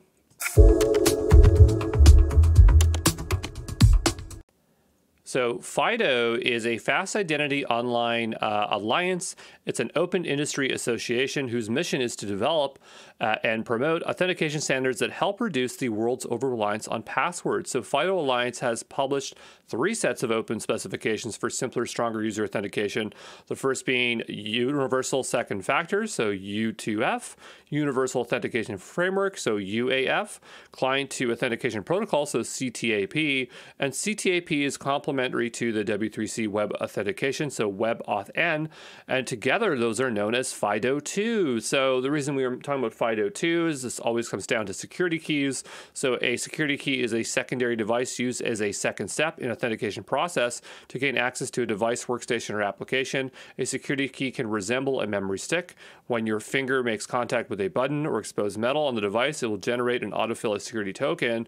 A popular brand of security keys is the YubiKey, and works out of the box with Gmail, Facebook, and hundreds more. Supports FIDO2, Auth, and U2F. And you just noticed we talked about all those things. This particular device is waterproof and crush resistant, works with USB-A, NFC, dual connectors on a single key. It's going to vary based on the key you get. They all have different features, but this is a good baseline to understand security keys. Let's take a look here at open authentication, also known as OAuth. And I want you to know this is not to be confused with OAuth, very similar in names, but not the same thing. So OAuth is an open standard that specifies how time-based one-time passwords, so TOTPs, codes are generated. So time-based one-time passwords is a computer algorithm that generates a one-time password, so OTP, which uses the current time as a source of uniqueness. So OAuth TOTP is implemented using either software or hardware to generate codes. So for a software OAuth would be generated for something from like Authenticator, and hardware OAuth would be generated from a security key. So this is an example actually in Microsoft Authenticator. So just taking out my pen tool here, this is the code. You've seen these before. So it's like 393-813. There's a little wheel, it spins, and then it will reset the time. Here's more of a physical device. I imagine that this is kind of the precursor to YubiKeys or mobile apps. But the idea is that you'd have a physical device and it would count down, it would change the times here, okay? So that's pretty much it.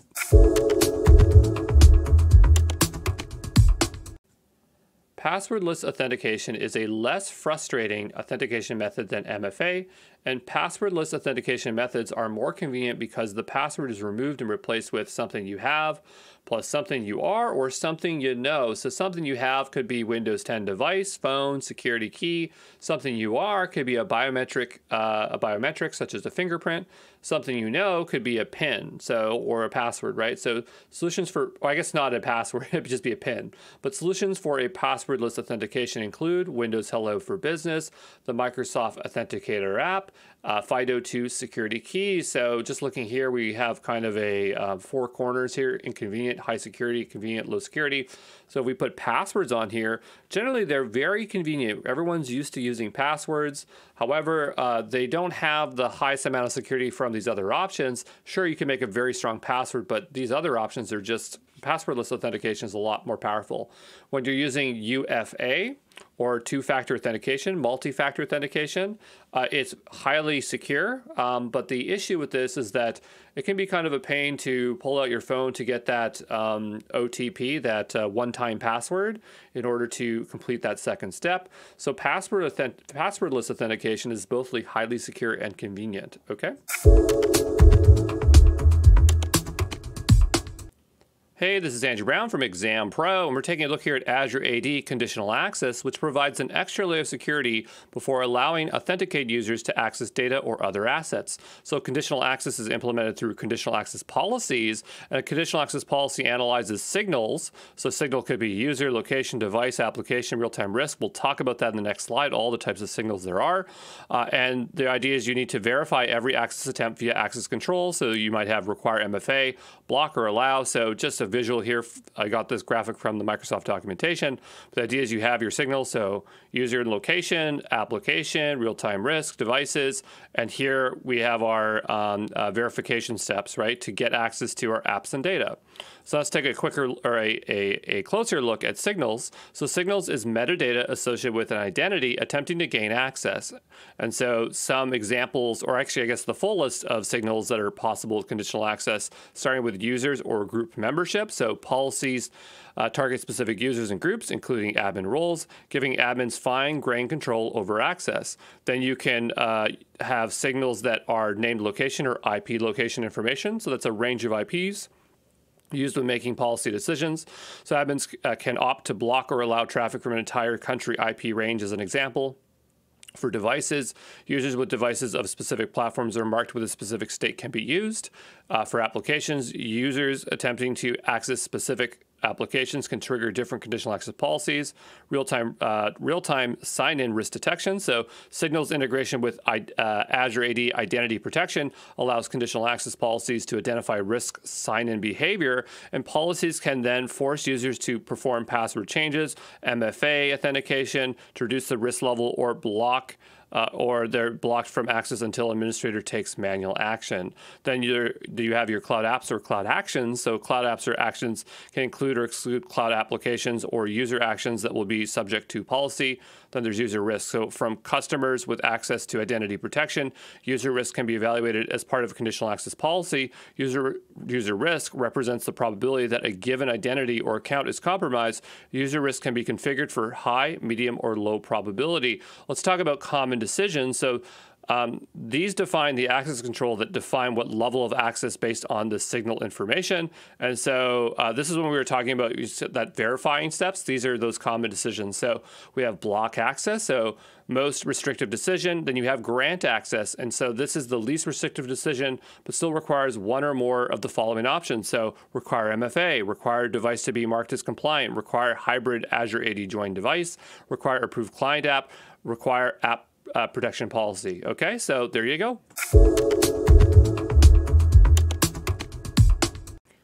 Let's take a look here at Azure AD roles, and these are used to manage Azure AD resources in a directory such as create or edit users, assign administrative roles to others, reset user passwords, manage user licenses, manage domains. So if you're in Azure AD, you'd see roles and administrators on the right-hand side, and they have a bunch of pre-built roles. Of course, you can make your custom ones, but a few ones that you should absolutely know is the global administrator. This gives you full access to everything. The user administrator, this gives you full access to create and manage users. The billing administrator, which makes purchases, manage descriptions, to support tickets. And you can create custom roles, but you're going to need Azure P1 or P2, okay? Let's take a look here at Azure Role-Based Access Controls, or RBAC.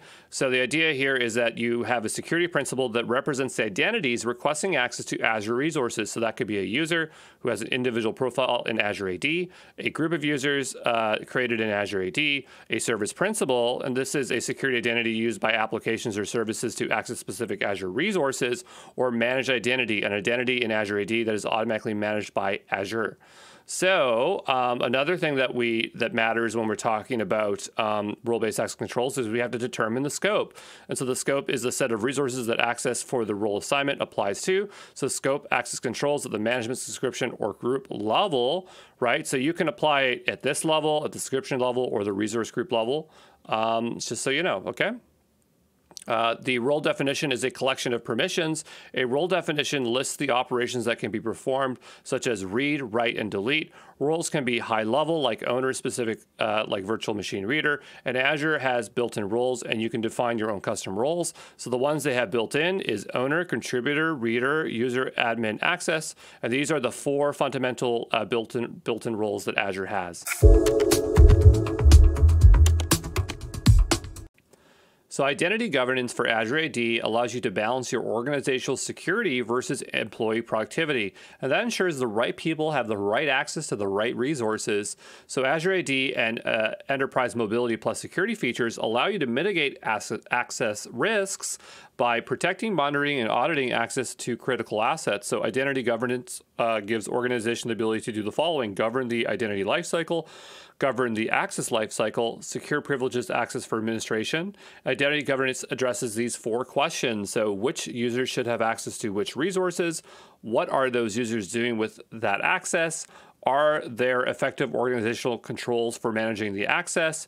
Can auditors verify the controls that the controls are working? All right.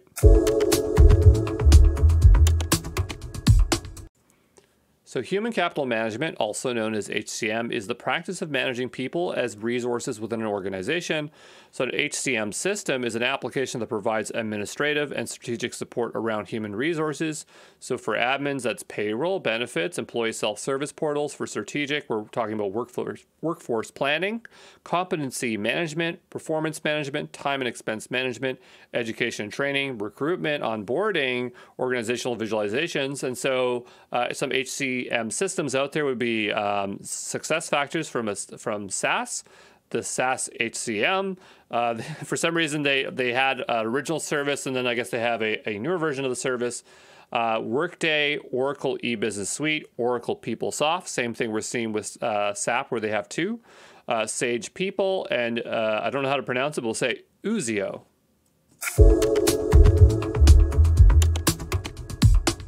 So giving a little bit more attention to the different types of life cycles in identity governance, we're first going to look at identity lifecycle management. And this is the foundation of identity governance. The goal is to achieve a balance between productivity and security. So here we can kind of see an identity where they have no access, they get their first job, their second job, and then they retire. So productivity, how quickly can a person have access to resources they need, such as when they join my organization? Security, how should their access change over time, such as due to changes to the person's employment status? So Azure AD Premium automatically maintains user identities for people represented in something like Workday or SAP SuccessFactors in both Active Directory and Azure Active Directory, Azure AD. Azure AD Premium also includes Microsoft Identity Manager, so you can import records from on-premise HCM systems such as SAP HCM, Oracle E-Business, or Oracle PeopleSoft. Azure AD B2B collaboration enables you to securely share your organization's applications and services with guest users and external partners from an organization while maintaining control over your corporate data. So Azure AD Entitlement Management enables you to select which organizations users are allowed to request access and to be added to B2B guests to your organization directory. Ensure these guests are removed when they no longer need access. Okay. Now we looked at identity lifecycle. Now let's take a look here at access lifecycle. So access lifecycle is the process of managing user access throughout the lifecycle of an organization. So here, before we saw that someone changed jobs, but this one has context because they're accessing something like they have a contract. So there's a particular set of things that they have to worry about. So Azure AD Dynamic Groups determine group membership based on user or device properties. Azure AD Access Reviews enforce review on a regular basis to make sure only the right people have continued access. Azure AD Entitlement Management enables you to define how users request access across packages of groups and team memberships, application roles, SharePoint Online roles. Okay? So we have one more lifecycle here, and this one is privileged access lifecycle, and it is the management of fine-grained permissions over the lifecycle of a user within an organization. So here they might start as an admin, then they get their first role, their second role, and then they leave IT. So again, they're all very similar, but they're just at different scopes.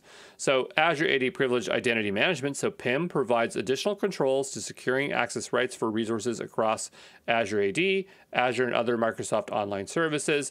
And so that's pretty much the only one that really is related to privileged access lifecycle. Okay.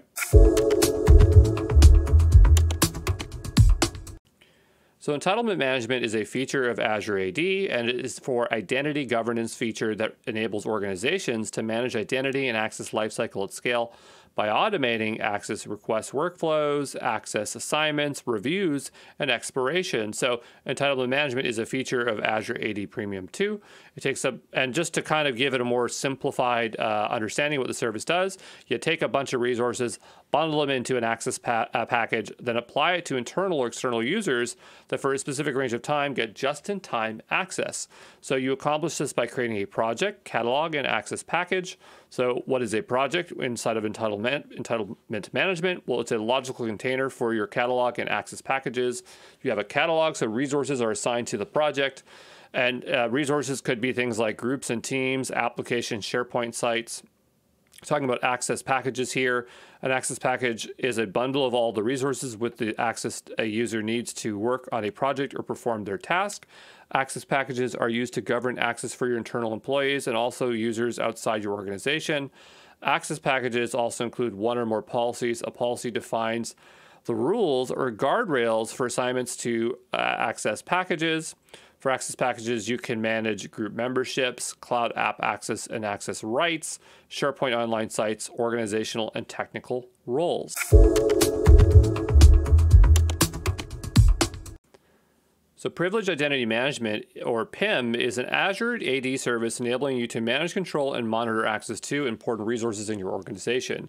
You can manage resources from Azure AD, Azure 365, Intune, and more. Key features here is just-in-time privileged access to Azure AD and resources, assign time-bound access to resources using start and end dates, require approval to activate privileged roles, enforce MFA to activate any role, use justification to understand why users activate, get notifications when privileged roles are activated, conduct access reviews to ensure users still need roles, download audit history for internal, external audits. So privileged identity management is a feature of Azure AD Premium 2. But to get kind of an idea, like I just pulled out a little screenshot of the interface there. And so you can see you have requests and approval requests and review access. So those are some of the things you're going to be doing in there, okay?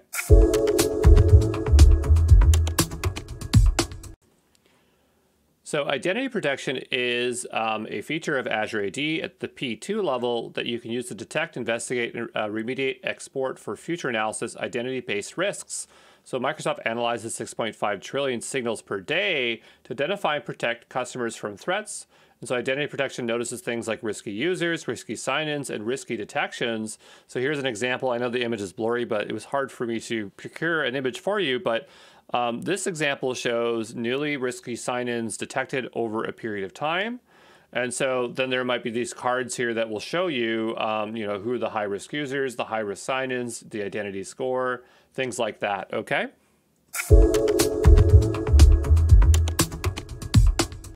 Let's take a more granular look to see what identity protection can actually detect. So it can look for anonymous IP addresses, so sign-ins from anonymous IP addresses like a Tor browser, anomalizer, VPNs, atypical travel, so sign in from a atypical location based on the user's recent sign-ins, malware-linked IP addresses, so sign in from a malware-linked IP address, unfamiliar sign-in properties, so sign in with properties we've not recently seen for a given user, leaked credentials, so it indicates that the user's valid credentials may have been leaked, password spray, so multiple usernames being attacked using common passwords in a unified brute force manner, Azure AD threat intelligence, so Microsoft internal, external threat intelligence sources that have identified a known attack pattern. So maybe new countries. So this detection is discovered by Microsoft Cloud App Security. Activity from anonymous IP addresses. So the detection is discovered by the Microsoft Cloud App Security, so MCAS. Suspicious inbox forwarding. So this detection is discovered by Microsoft Cloud App Security, so MCAS. And the risk signals can trigger remediation efforts, such as requiring users to use Azure AD multi-factor authentication, reset their password using self-service password reset, so that's SSPR, or blocking them until an administrator takes action.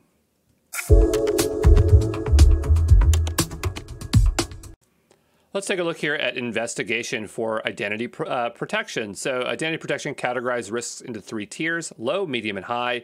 So key reports that the admins use for investigation and identity protection are risky users, risky sign-ins, and risky detections. So for risky users, those are details about detections, history of all risky sign-ins, risk history, and then for risky sign-ins, we have which risk sign-ins are classified at risks confirmed, compromised, confirmed sale, dismissed, or remediated. We have real-time and aggregate risk levels with sign-in attempts, detection types triggered, conditional access policies applied, MFA details, device, apps, location information, and the last one here is risk detection. So that contains filterable data for up to the past 90 days. So we have information about each risk detection, including the type, other risk triggers at the same time, sign-in, attempt, location, link out to more detailed for MCAS. So admin follow-up actions, reset the user password, confirm user compromise, dismiss user risk, block user from signing in, investigate further using Azure ATP.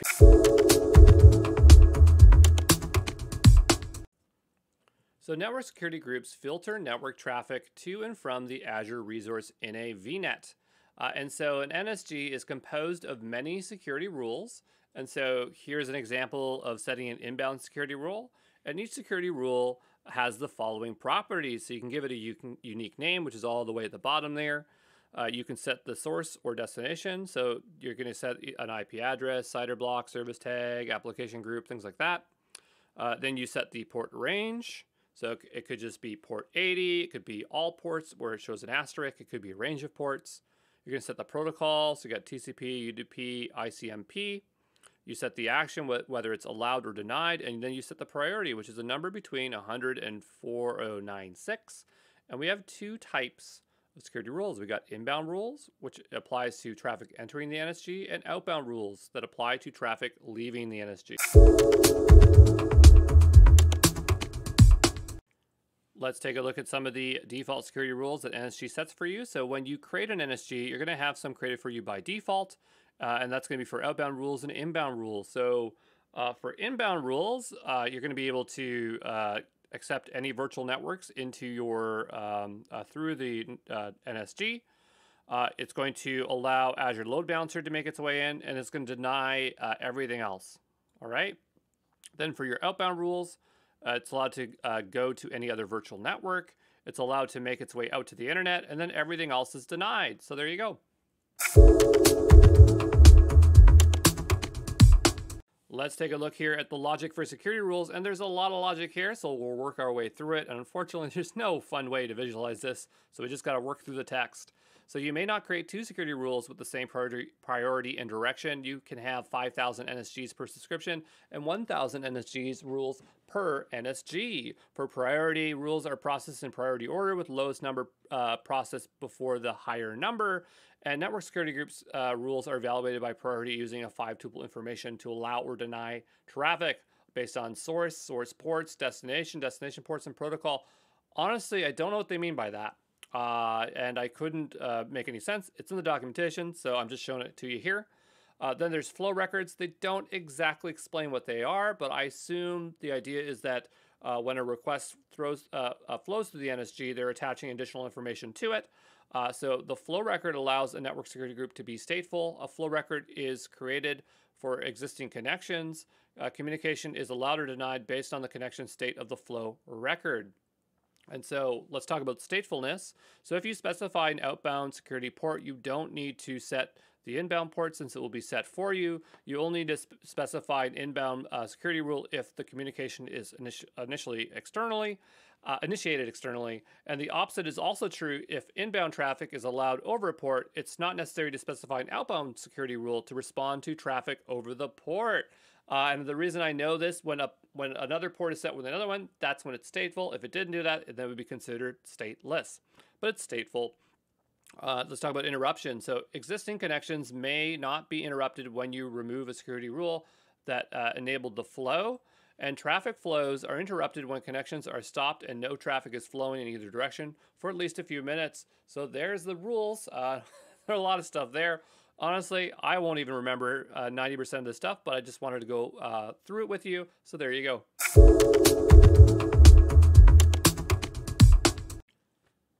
So the thing is that when you have network security groups, you can apply them at the subnet and or the NIC, and that's going to change how the rules work. So let's look at these combination of scenarios. So here we have the internet, and let's set ourselves up with a virtual machine that has a NIC, but it has no network security group. So what's going to happen in this case? Well, when there is no NSG assigned to the subnet or NIC, then all traffic is allowed. Not something I recommend. I think you should always have an NSG there, but that's what's going to happen. Our next scenario here is that we have a virtual machine, and then we have a NIC, and the network security group is attached to that NIC. So when an NSG is assigned to the NIC and no NSG at the subnet, then the rules are predictable based on the allow or deny rule. So whatever you set in your NSG is what you expect it to be. Then we have a scenario here where we have 2 virtual machines with their own NICs, and one has a security group, and the other 2, they have to pass through the security group that's applied at the subnet level. So let's look at the one on the left first. So the NSG applied to a subnet applies to the rules and all the resources in that subnet. And so basically on the left-hand side, it's going to just act like the other one there, where all the rules you have there are normal.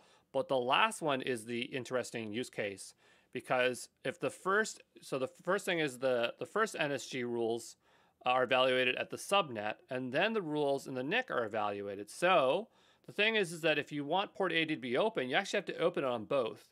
Otherwise, it's going to get stuck on the first one. So if your subnet has port 80 closed, and then your NIC has port 80 open, it just can't reach it. So they both have to be open. So there you go.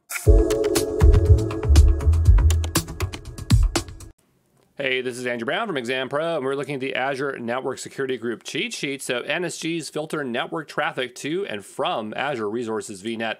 An NSG is composed of many security rules. You have a name, a source and destination, a port range, and a protocol, and an action and priority, okay? You have inbound rules, which apply to traffic entering the NSG, and then you have outbound rules applying to traffic leaving the NSG. By default, Azure will set a bunch of inbound and outbound rules for you. You may not create two security rules within the same priority and direction. You can have 5,000 NSGs per subscription and 1,000 NSGs per rules per NSG. That's a lot. You have to be a pretty big company to run out of those. Rules are processed in priority order with lower numbers processed before higher numbers. The flow record allows a network security group to be stateful. If you specify an outbound security ports, you don't need to set the inbound port since it will be set for you. The opposite is true. If inbound traffic is allowed over a port, it's not necessary to specify an outbound security rule to respond to the traffic over the port. What I could not fit in this cheat sheet was the scenario where you have multiple NSGs based on whether they're on the NIC or the virtual machine or etc. There was graphics for that in the slides. Make sure you review those before you sit your exam, okay?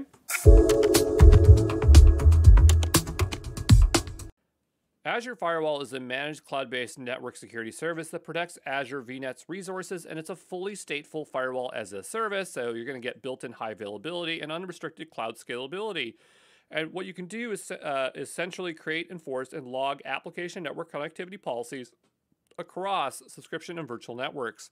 So Azure Firewall uses a static public IP address for your VNet resources, allowing outside firewalls to identify originating from your virtual network, and the service is fully integrated with Azure Monitor for logging and analytics. So here is a representation of Azure Firewall. And so the idea is that you're going to launch an Azure Firewall into its own VNet, and then other VNets and your on-premise or other things are going to pass through that central VNet onto wherever they want to go. And the idea is that we're going to be able to do things like utilize Microsoft Threat Intelligence. This is going to block known malicious IPs and FQDNS. That stands for Fully Qualified Domain Names. And by default, the traffic is set to deny, but you can set connectivity policies to filter out traffic in a variety of ways to make sure that you are protected there. So yeah, that's all there is to it. Hey, this is Andrew Brown from Exam Pro, and we're taking a look here at DDoS. So this stands for Distributed Denial of Service Attack, and it's a malicious attempt to disrupt normal traffic by flooding a website with large amounts of fake traffic. So the idea is you have an attacker and a victim, and the attacker is utilizing remote machines and with some software that's going to generate out traffic directed towards your virtual machine over the cloud. And the problem here is that what it's going to do is it's going to make your website unresponsive or just not work at all for the regular user. But by having your compute within the Azure network, you're going to get free DDoS protection, and that's going to mitigate these attacks. So let's talk about the types of DDoS attacks that frequently happen. The first is volumetric attacks. So these are volume-based attacks that flood the network with legitimate-looking traffic. These will exhaust the available bandwidth, and legitimate users cannot access the website. These are measured in bits per second, so BPS. Then there are protocol attacks, and these are exhausting server resources with false protocol requests that exploit weakness. You're looking at UDP and TCP flooding on the layer 3 and 4, measured in packages per second, so PSP. Then you have application layer attacks. These are attacks that occur at the application layer. That's between layer 7. So you're looking at HTTP floods, SQL injection, cross-site scripting, also known as XSS, parameter tampering, Solaris attacks. Here you're going to be wanting using a WAF, a web application firewall, as a means of protection. WAFs are generally paired a lot together with DDoS services across the cloud service provider offerings, okay? So Azure offers 2 tiers of DDoS protection. The first is the basic tier. This is free. It's already turned on. It's part of the global network. And then you have the standard that starts at about 2,900, about 3,000 USD. You get metrics, alerts, reporting, DDoS expert support, application and cost protections SLA. There's probably a difference in terms of the tier protection. I cannot remember off the top of my head, but you know, one will protect more likely against certain types of attacks at like 3 and 4, and the other one will do all the layers 3, 4, and 7. Okay.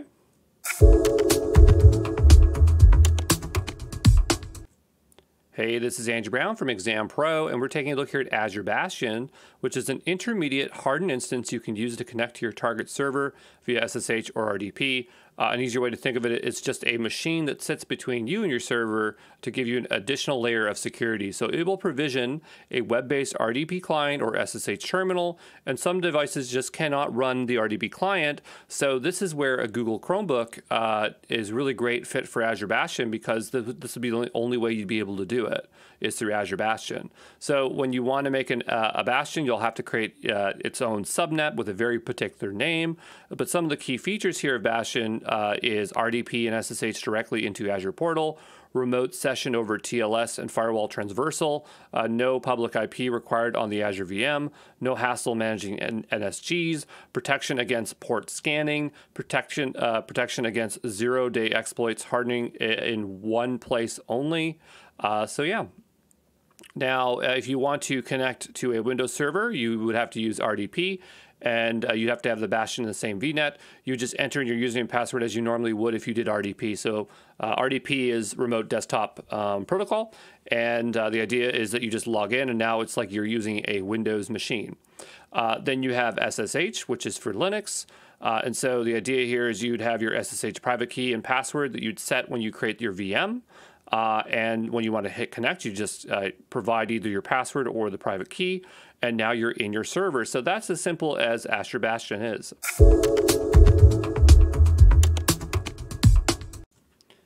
Hey, this is Andrew Brown from Exam Pro, and we're going to take a look here at Azure Web Application Firewall. So Azure Web Application Firewall, also known as WAF, is a service that protects web application communication on the application layer, that's layer 7, by analyzing incoming HTTP requests.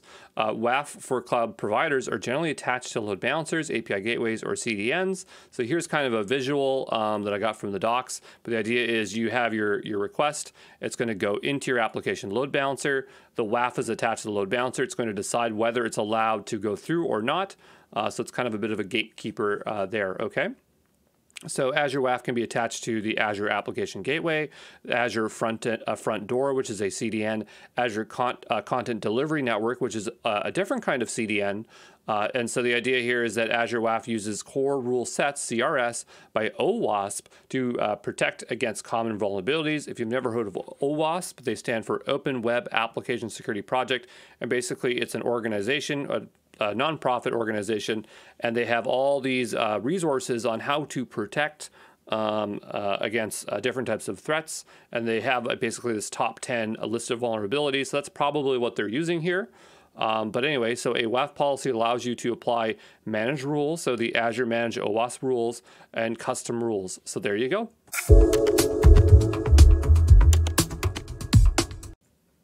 All right, let's take a look here at the overview for Azure Encryption. So we have three options here for encryption methods. The first is Azure Storage Service Encryption, also known as SSC, and this protects data at rest by automatically encrypting before persisting it to the Azure Managed Disks, Azure Blob Storage, Azure Files, Azure Queue Storage. It also is used to decrypt data on retrieval. Then you have Azure Disk Encryption. This encrypts Windows and Linux IaaS virtual machine disks. It can use BitLocker features on Windows or DMCrypt on Linux.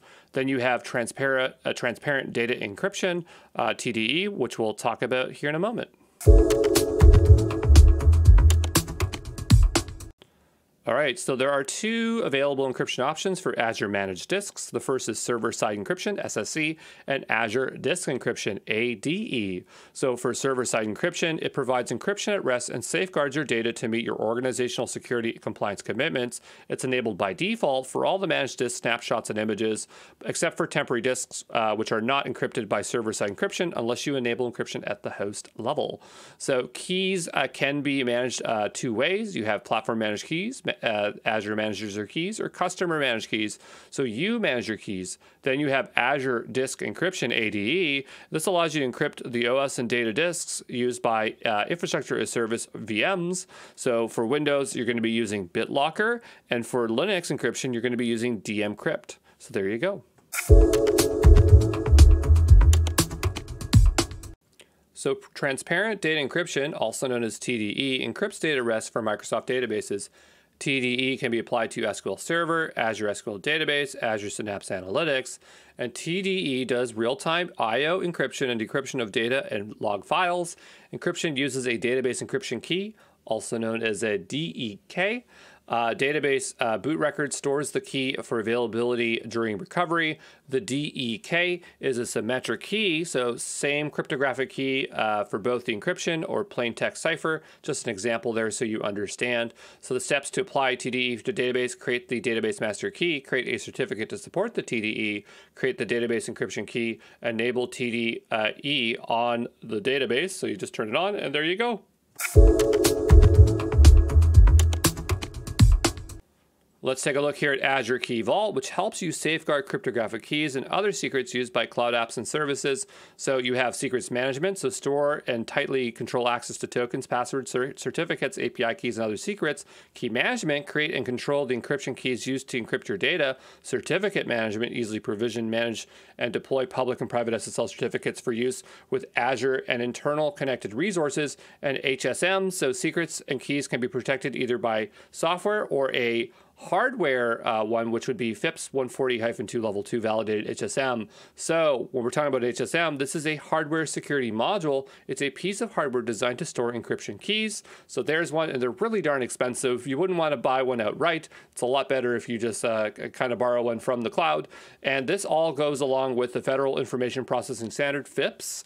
This is a U.S. and government standard that specifies security requirements for cryptographic modules that protect sensitive information. So HSMs are multi-tenant, are 142-compliant, so the multiple customers virtually isolated on an HSM. If you want a single tenant, this will give you FIPS 140-3 compliance, and this is for a single customer dedicated HSM. I believe one is tamper evident and the other one is tamper proof. Yeah, so for Key Vault, the single tenant is just a separate offering, okay? Hey, this is Andrew Brown from Exam Pro, and we're taking a look here at Azure Security Benchmarks. So these includes a collection of high-impact security recommendations you can use to help secure the services you use in Azure. It includes security controls and service baselines. So Azure Security Benchmark is a holistic security guidance influenced by the Cloud Adoption Framework, the Azure Well-Architected Framework, and the Microsoft Security Best Practices. So we're talking about security controls. These are recommendations that are generally applicable across your Azure tenant and Azure services. Each recommendation identifies a list of stakeholders that are typically involved in planning, approval, or implementation of the benchmark. Then you have service baselines. So these apply the controls to individual Azure services to provide recommendations on that service security configuration.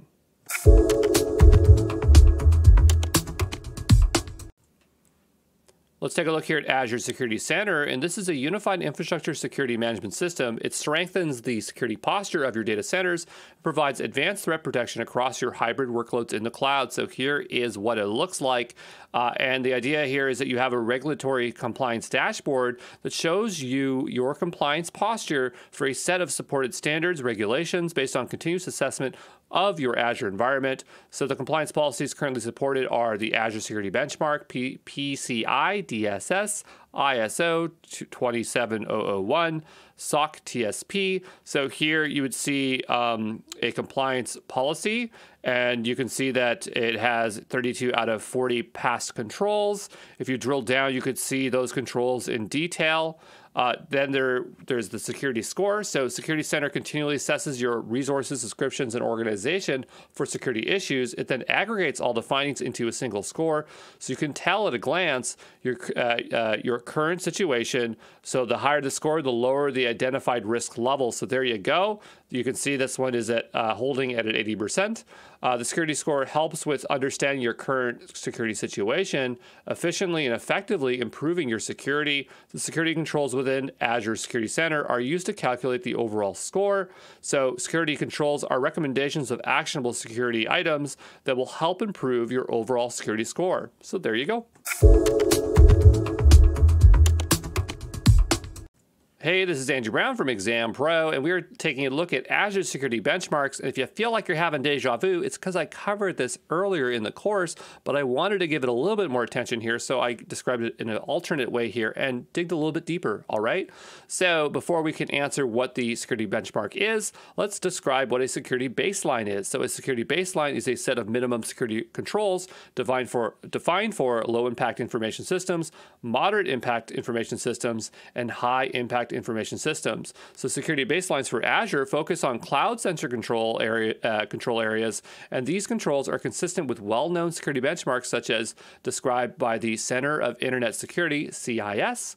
So Azure Security Benchmark, ASB, is a security baseline for Azure, and the benchmark is part of a set of holistic security guidance that also includes the Azure Cloud Adoption Framework, Azure Well-Architected Framework, and the Microsoft Security Best Practices. So the Azure Security Benchmark has the following controls, and these are grouped. So you have network security, identity management, privilege access, data protection, asset management, logging, threat detection, incident response, posture, vulnerability management, endpoint security, backup and recovery, governance and strategy. And this whole thing, the Azure Security Benchmark, is actually just an Excel spreadsheet that you can download. And what it includes are recommendations with the following fields. So Azure controls, IDs, recommendations, guidance, responsibility, Azure Security Monitor Center, whether the Azure Security Center monitors this control, which is kind of weird because when I actually opened it up, these fields didn't exactly match one-to-one, but I did pull out one in particular for us so we can see what it looks like. So they'll have general guidance here. So notice that they're just kind of like describing it. So they're just saying what it can do. And then we have some links, and notice that it's linking to, I'm not sure which doc this is, but when they talked about those three resources, that's what they talk about when they're saying they're influenced by those three. For Azure Control, this would be the asset management, then it has its ID.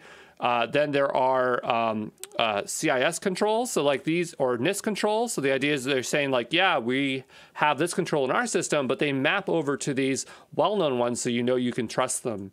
Then there's the benchmark recommendation. Then there's responsibility. So here it says the customer, and then there's customer stakeholders. And that points over to the Cloud Adoption Framework. So, you can open it up and give it a read. It's not super fun, but this pretty much is the gist of it, okay?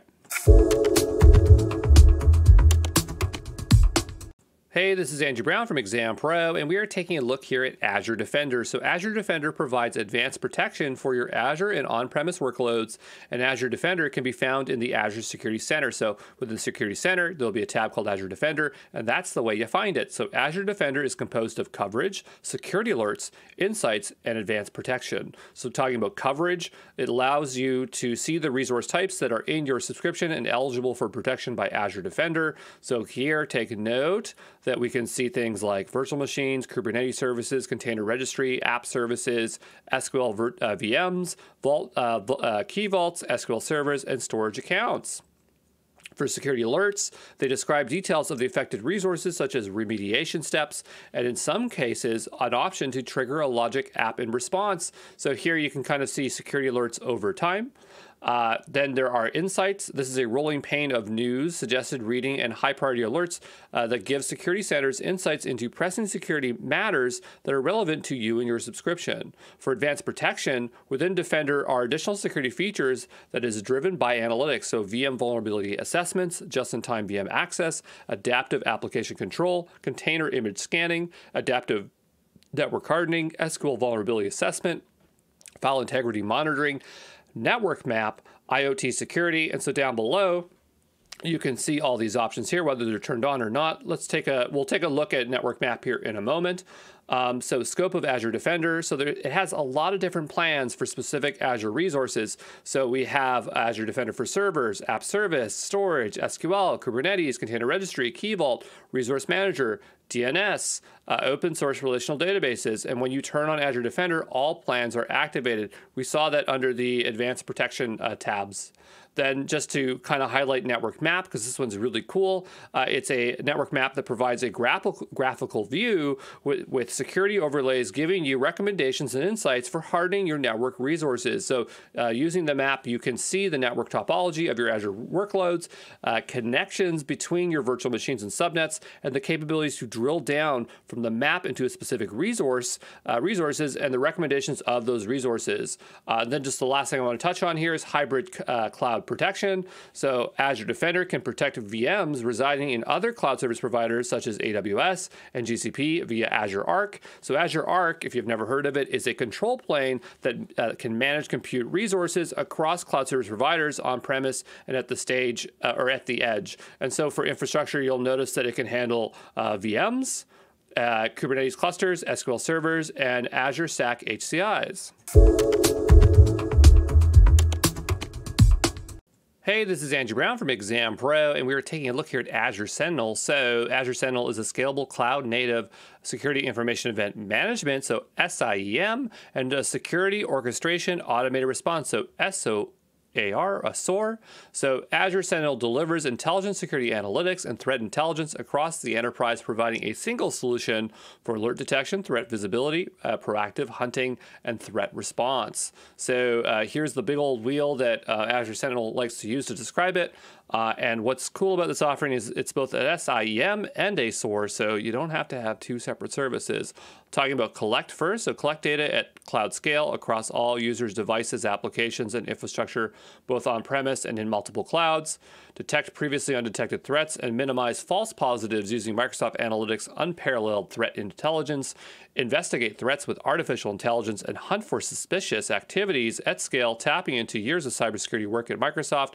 Respond to incidents rapidly with built-in orchestration and automation of common tasks.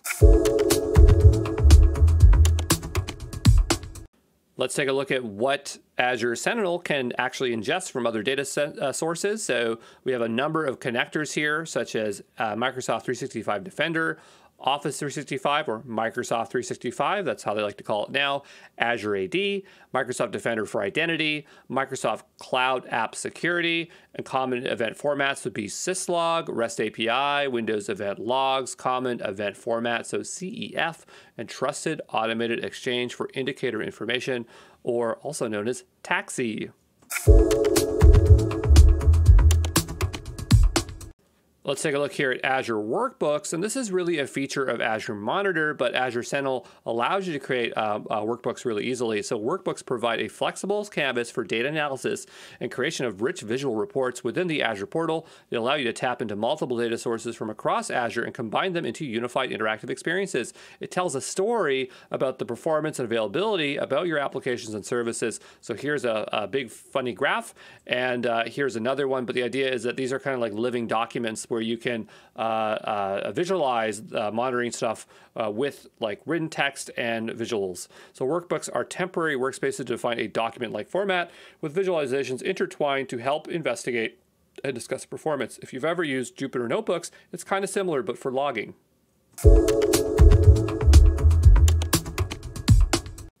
All right, so let's take a look at some of the core features of Azure Sentinel. So I'm just going to go through a bunch of them here. So let's get to it. So Azure Sentinel uses analytics to correlate alerts into incidents. So over here, we can see that we have lists of them, and incidents are groups of related alerts that together create an actionable possible threat that you can investigate and resolve.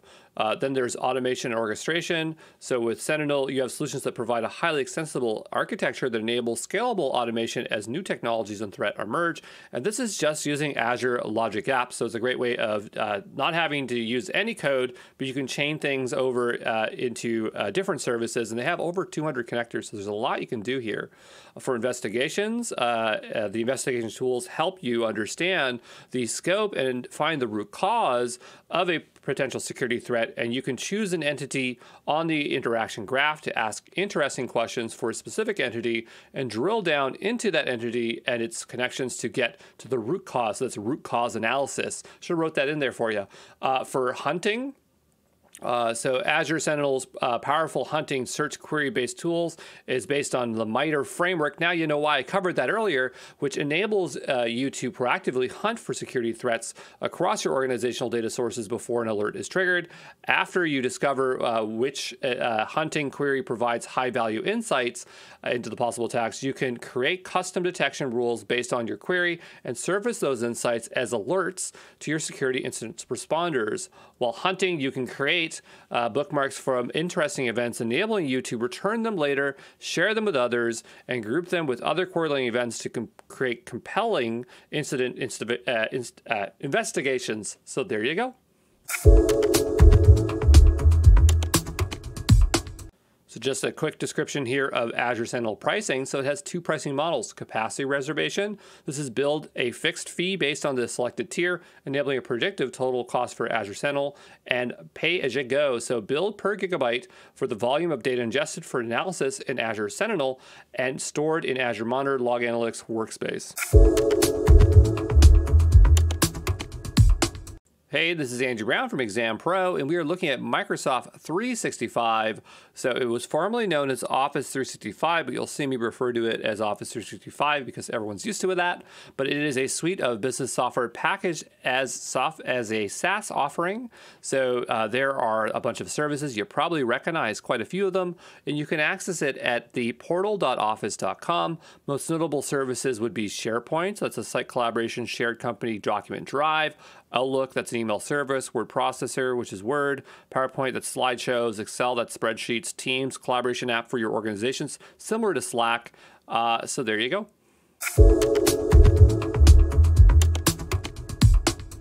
Hey, this is Andrew Brown from Exam Pro, and we're taking a look here at Microsoft 365 Defender, which is a unified pre- and post-breach enterprise defense suite that natively coordinates responses such as detection, prevention, and investigation across endpoints, identities, emails, and applications to provide integrated protection against sophisticated attacks. So if you're looking for where the service is, you'd open up portal.office.com, you'll look at the side menu, and you're clicking on security. That is where you will find Microsoft 365 Defender. So Defender is composed of the following services. It has a secure score, endpoint, it's for Office 365, identity, app security, and so that's just kind of a graphic to reiterate over those four, okay?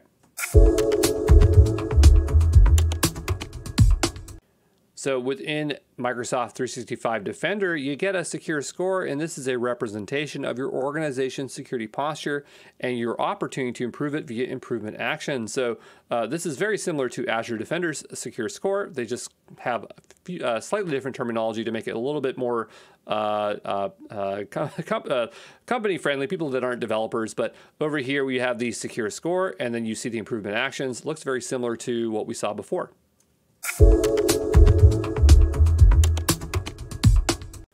So within Microsoft 365, we have endpoints, and these are a set of destination IP addresses, DNS domain names, and URLs for Microsoft 365 traffic on the internet. So to optimize performance for M365 cloud-based services, these endpoints need special handling by client browsers and the devices in your edge network. And these devices include firewalls, SSL breaks, and packet inspection devices, and data loss protection, DLP systems. So this is what it looks like. Again, it's just IP addresses and DNS domains. So endpoints are grouped into 4 service areas: Exchange Online, SharePoint Online, and OneDrive for Business, Skype for Business Online, and Microsoft Teams, and M365 Common, Office Online. So it's just a bunch of these things here on the left-hand side, but it's specialized for those particular areas. So now taking a look here at Microsoft Defender for Endpoint is an enterprise endpoint security platform designed to help enterprise networks prevent, detect, investigate, and respond to advanced threats. And so Defender for Endpoint uses the following combination of technology built into Windows 10 and Microsoft Cloud Service. So we have endpoint behavioral sensors, so embedded in Windows 10. These sensors collect and process behavioral signals from OS and send this sensor data to your private, isolated cloud instances of Microsoft Defender for Endpoint. Then you have cloud security analytics. So this is leveraging big data, device learning, and unique Microsoft optics across the Windows ecosystem, enterprise cloud products such as Office 365, and online assets behavioral signals are translated into insights, detections, and recommended responses to advanced threats. And then we have threat intelligence. This is generated by Microsoft hunters, security teams, and augmented by threat intelligence providers, by partners. Threat intelligence enables Defender for Endpoint to identify attacker tools, techniques, procedures, and generate alerts when they are observed in collected sensor data.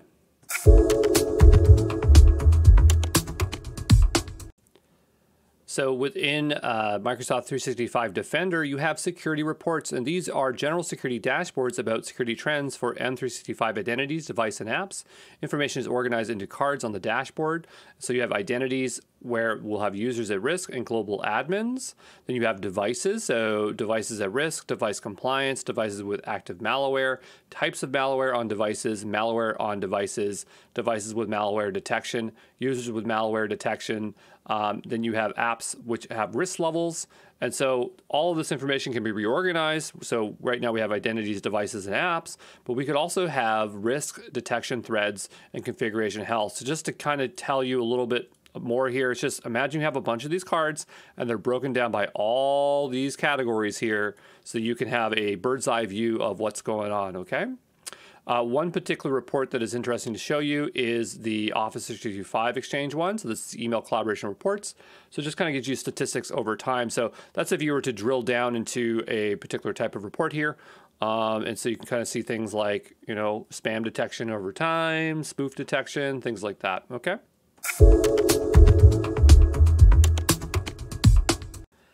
So M365 Defender for Identity is a cloud-based security solution that leverages your on-premise Active Directory signals to identify, detect, and investigate advanced threats, compromised identities, and malicious insider actions directed at your organization.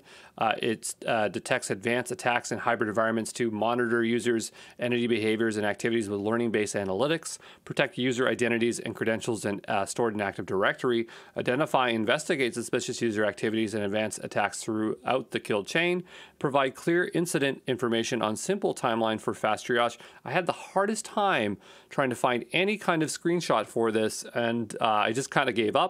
So, I mean, you have the gist of it, but it's nice to have a visual, you know? So Microsoft Defender for Identity monitors your domain controllers by capturing and parsing network traffic and leveraging Windows events directly from your domain controllers, then analyzes the data for attacks and threats. So here is kind of the architecture of it. So, you know, we have our domain controller over here, then we have Microsoft Defender Identity, and then it's going to go to our CAS, MCAS, so that we can do some analysis and stuff later on. And you could pass it off over to your SIEM or Azure Sentinel and things like that. So utilizing profiling, deterministic detection, machine learning, behavioral algorithms, Defender for Identity learns about your network, enables detection of anomalies, and warns you of suspicious activities. So Microsoft Defender for Office 365 protects against advanced threats by email messages, links, Teams, SharePoint, OneDrive for Business, and other clients. And protection is provided via reports, threat investigations, threat responses, threat protection policies, and there's 3 available subscriptions. We have the Exchange Online Protection, the Defender for Office 365 Plan 1 and Plan 2, and Office 365 security builds on the core protections offered by EOP. So EOP is present in any subscription where Exchange Online mailboxes can be found. So going more detail here for EOP, cloud-based filtering service that protects your organizations against spam, malware, and other email threats. Defender Office P1, safe attachments, checks email attachments for malicious content. Safe links, links are scanned for each click. A safe link remains accessible, but malicious links are blocked. Protection for SharePoint, OneDrive, Microsoft Teams, identifies and blocks malicious files in team sites and document libraries. Anti-phishing protection, so detects attempts to impersonate your users in internal or custom domains. Real-time detection, a real-time report that allows you to identify and analyze recent threats. For Defender for Office P2, I don't know why I didn't highlight that one, but that's how it goes. Includes Defender Office P1 features. So we have threat trackers, latest intelligence on cybersecurity issues, takes countermeasurements before an actual threat. Threat Explorer, so real-time reports that allows you to identify and analyze recent threats. Automated Investigation and Response, also known as AIR, is a set of security playbooks that can be launched automatically, start an automatic investigation, provide detailed reports, recommend actions security teams can approve. I'm describing what a playbook is there. So attack simulator, so run realistic attack scenarios in your organization to identify vulnerabilities. So you can see that P2 is very, very good. A bit more detail on the EOP here is a cloud-based filtering service that protects your organization from spam, malware, and other email threats. I know we just said it, but here is kind of the graphic. And so this has features for anti-malware, inbound anti-spam, outbound spam, connection filtering, anti-phishing, anti-spoofing, 0-hour auto-purge zap for delivered malware, spam, and phishing messages, preset security policies, 10 allow block list for message senders, directory-based edge blocking, so DBEB, Mailflow rules, accepted domains, message training, and more. I just couldn't fit them all on the screen, but I just wanted to show you how valuable Exchange Online protection is. And that's one reason why you don't want to be using, I mean, you could, but like this is one of the advantages of Exchange over Gmail, okay?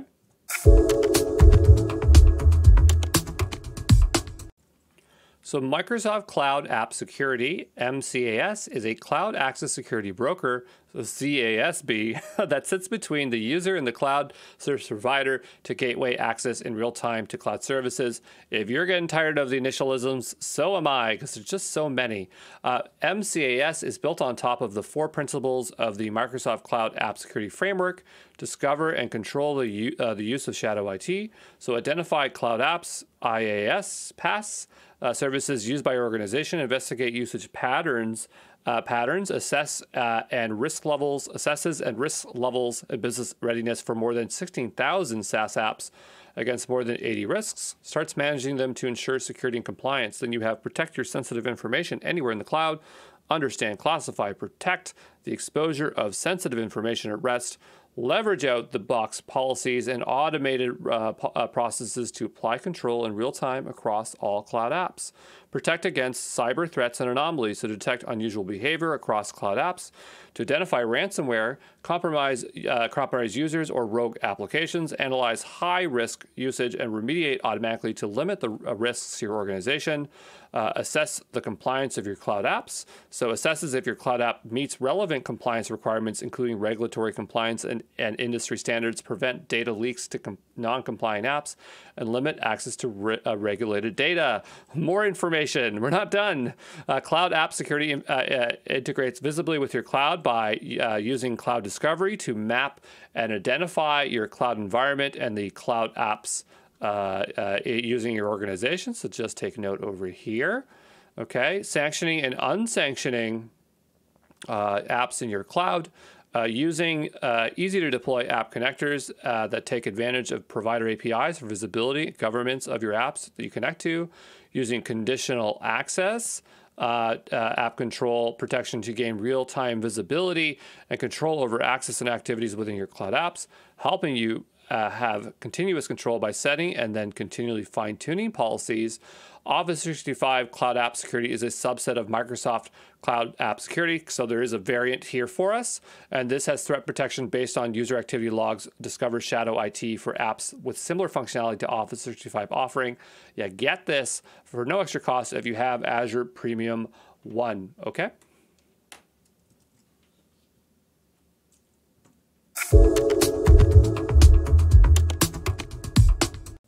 Hey, this is Andrew Brown from Exam Pro, and we're going to take a look here at Microsoft Endpoint Manager. So Microsoft Intune and Configuration Manager were 2 separate products, and they were merged into a single service called Microsoft Endpoint Manager because they're so darn similar, but they had different product marketing, all this stuff, and just got really confusing. So they just rolled it into one. So Microsoft Intune is used for managing the security of mobile devices. Configuration Manager is used to manage desktop servers and laptops. This can all be accessed via the endpoint admin.microsoft.com. That's where the Microsoft Endpoint Manager Admin Center is. We'll just talk about Intune. Configuration Manager is pretty similar, so we don't need to go into details about that. But Microsoft Intune is a mobile device and mobile application manager, so MDM, MAM, found within the Microsoft Endpoint Manager. So it can manage devices, manage security baselines, use policies to manage device security, use device compliance policies, configure conditional access, integration with Microsoft Defender Endpoint, role-based access controls, and it integrates with Azure AD, Mobile Threat Defenders, ADMX templates, Win32, custom LOB apps, and more. So Microsoft Intune can be used to manage on-premise infrastructure via Intune connectors, which I think that's pretty cool. Intune connectors for Active Directory, Intune certificate connector, and there we go. Hey, this is Andrew Brown from Exam Pro, and we are looking at the concept of regulatory compliance. So what is compliance? It's conforming to rules such as a specification, policy, standard, or law. And regulatory compliance is an organization that takes an effort to comply with relevant laws, policies, and regulations. So regulatory compliance can vary at the following levels. So federal, state, political, and economic union, and international organization. So why do we have regulatory compliance? Well, governments want to protect its citizens' data that is collected by companies and organizations. What are compliance controls? Well, those are internal control mechanisms that need to be in place to detect, prevent, and correct compliance issues. So public standards and policies, document procedures, training, monitoring, internal audits. So what can they do to enforce these things? So they have, or the idea is what will the measures of regulatory compliance enforce? So citizens get the right to access their data anytime, the right to correct or delete their data if needed, retention periods that for a minimum or maximum time data should be stored, enabling governments and regulatory agencies the right to access and examine data when necessary, defining rules for what data can be processed and how that should be done. Okay? Hey, this is Andrew Brown from Exam Pro, and we're going to take a look here at the M365 Compliance Center. So this provides easy access to data and tools that you need to manage your organizational compliance needs. So here is a screenshot, and the way you get there is compliance.microsoft.com. Sometimes these things are hard to find, so you got to know what these domains are. So some of the features here would be compliance score, audits, activity alerts, solution catalog, data classification, e-discovery, insider risk management, records management, and that is not the definitive list. There's a lot of stuff in here. Don't worry, we are going to spend quite a bit of time around Compliance Center in this course, so we're going to dive deeper on some of these things. If you want to access Compliance Center, you need to be either a global administrator, compliance administrator, or a compliance data administrator. Hey, this is Andrew Brown from Exam Pro, and we're taking a look here at the Azure Trust Center. And this is a public-facing website portal providing easy access to privacy, security, regulatory compliance information. So yeah, it's just a simple website, but one of the cool features here is audit reports. So audit reports is an independent audit report for Microsoft Cloud Services, which provides information about compliance with data protection standards and regulatory requirements. So you'll get reports for ISO, SOC, NIST, FedRAMP, GDPR. And so you got a big old list there of docs and PDFs you can download. You can open them up and then see how Microsoft and Azure is being compliant. Hey, it's Andrew Brown from Exam Pro, and we're going to take a look here at Compliance Manager. So this is an at-a-glance summary of the shared responsibility model for Microsoft and your organization. Now, I got a bit confused because I used it in one place and then I found it somewhere else, but it turns out there's two versions of this. There's one in the Microsoft Trust Center or Azure Trust Center, which is the classic Compliance Manager, and then there's the M365 Compliance Center, the Compliance Manager. The screenshots here are from the classic, but the information is the same, okay? So risk assessment, workflow, and management tools is one of the things you get with this. So provides task assignment and verification to help governance, risk, compliance teams, and IT departments work together to streamline internal compliance activities. You get intelligent tracking. This understands common, similar compliance activities across multiple standards and regulations to reduce your organization costs and efforts from regulation to audit by applying a single activity to multiple assessments or controls. Each assessed control will be labeled preventative, detective, or corrective, and will be mandatory or discretionary. As assessments for GDPR, NIST, and ISO for Office 365. For Azure, we have GDPR, ISO 2718, and then 2701, and HIPAA. And so this is what it kind of looks like here is the card that shows the compliance. You have a compliance score. Now, I imagine, and maybe we'll look at it in this moment, but M365 Compliance Center will be all around M365 assets, and maybe the classic one combines both Azure and Microsoft, but we'll have to investigate that. So clicking into an assessment will give you a detailed list of actionable controls. So here you see the controls, and it has a score, and you can assign it to someone, and etc. So yeah, there you go.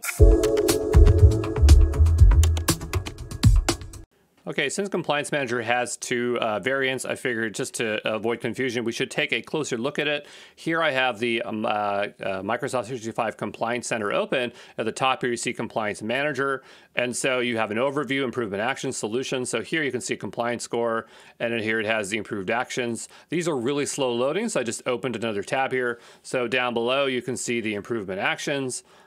You know, they generally look the same. You can assign it to a user, etc. I don't know what we get if we click into it. Let's take a look. Again, very slow loading.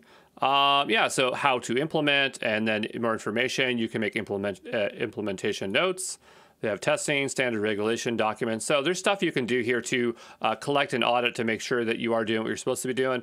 Over in the Service Trust Center, you can drop it down. You see Classic Compliance Manager. This is where we just were. So for Classic, you'd connect it to your Azure account. You scroll down, you'd see these cards here. And so you can click into a card, and you just expand it and see what kind of things you need to do there. So there you go. That is the two variants of Compliance Manager. Hey, this is Andrew Brown from Exam Pro, and we're taking a look here at compliance programs. And so there's a lot of different ones that are for Azure, but I figured we should go through some of them so you get a bit more familiarity with this. Same stuff we covered in the SC-900, but if you didn't take that certification, then this is a great opportunity to see them firsthand, okay? So the first one here is the Criminal Justice Information Services. This stands for, the initialism here is CJIS. So any state or local agency that wants access to the FBI's database is required to adhere to the CJIS security policy. Then you have the Cloud Security Alliance, CSA, STAR certification. This is an independent third-party assessment of a cloud provider's security posture. Then you have the GDPR. This is a European privacy law, imposes new rules on companies, governments, agencies, nonprofits, and other orgs that offer goods and services to people in the European Union or that collect analyze data tied to EU residents. This one is a very well-known one because even if you don't live in the EU, you still basically have to enforce this on your website. This goes for everybody, which is if people want to delete their data, they should be able to. They should know what kind of data is being collected, etc. We have the EU model clauses. This is the contractual guarantees around transfers of personal data outside the EU. You have HIPAA, so this is a U.S. federal law that regulates patient-protected health information. You have the ISO 27018. This is a code of practice covering the processing of personal information by cloud service providers. You have multi-tier cloud security. This is operational Singapore security management standard. It's a common standard that cloud service providers can apply to address customer concerns about security and confidentiality of data in the cloud and an impact of business of using cloud services. Then you have SOC, Service Organization Controls. So there's SOC 1, 2, and 3. So these are independent third-party examination reports that demonstrate how the company achieves key compliance controls and objectives. Generally, tech companies are going for SOC 2 compliance. So we'll go on to the next section here. We have NIST, Cybersecurity Framework. This is a voluntary framework that consists of standards, guidelines, and best practices to manage cybersecurity-related risks. Then you have like government-specific ones. So like there's one for Canada, there's one for all sorts of countries, but this is a UK-specific one. It's called G-Cloud, and it's a cloud computing certification for services used by government entities in the United Kingdom. And then you have FIPS, so Federal Information Processing Standard. This is a U.S. and Canada government standard that specifies the security requirements for cryptographic modules that protect sensitive information.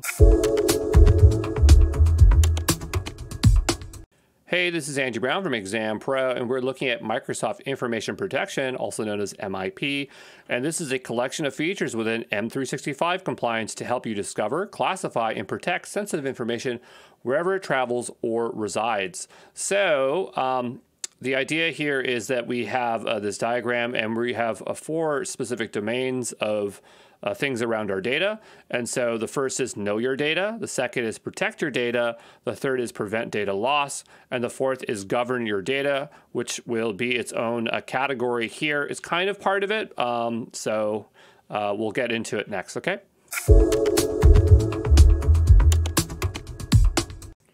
All right, so let's look at the 3 of the 4 domains here for the Microsoft Information Protection. These are features found within the Microsoft Compliance Center. So the first is know your data. Understand your data landscape and identify important data across your hybrid environment.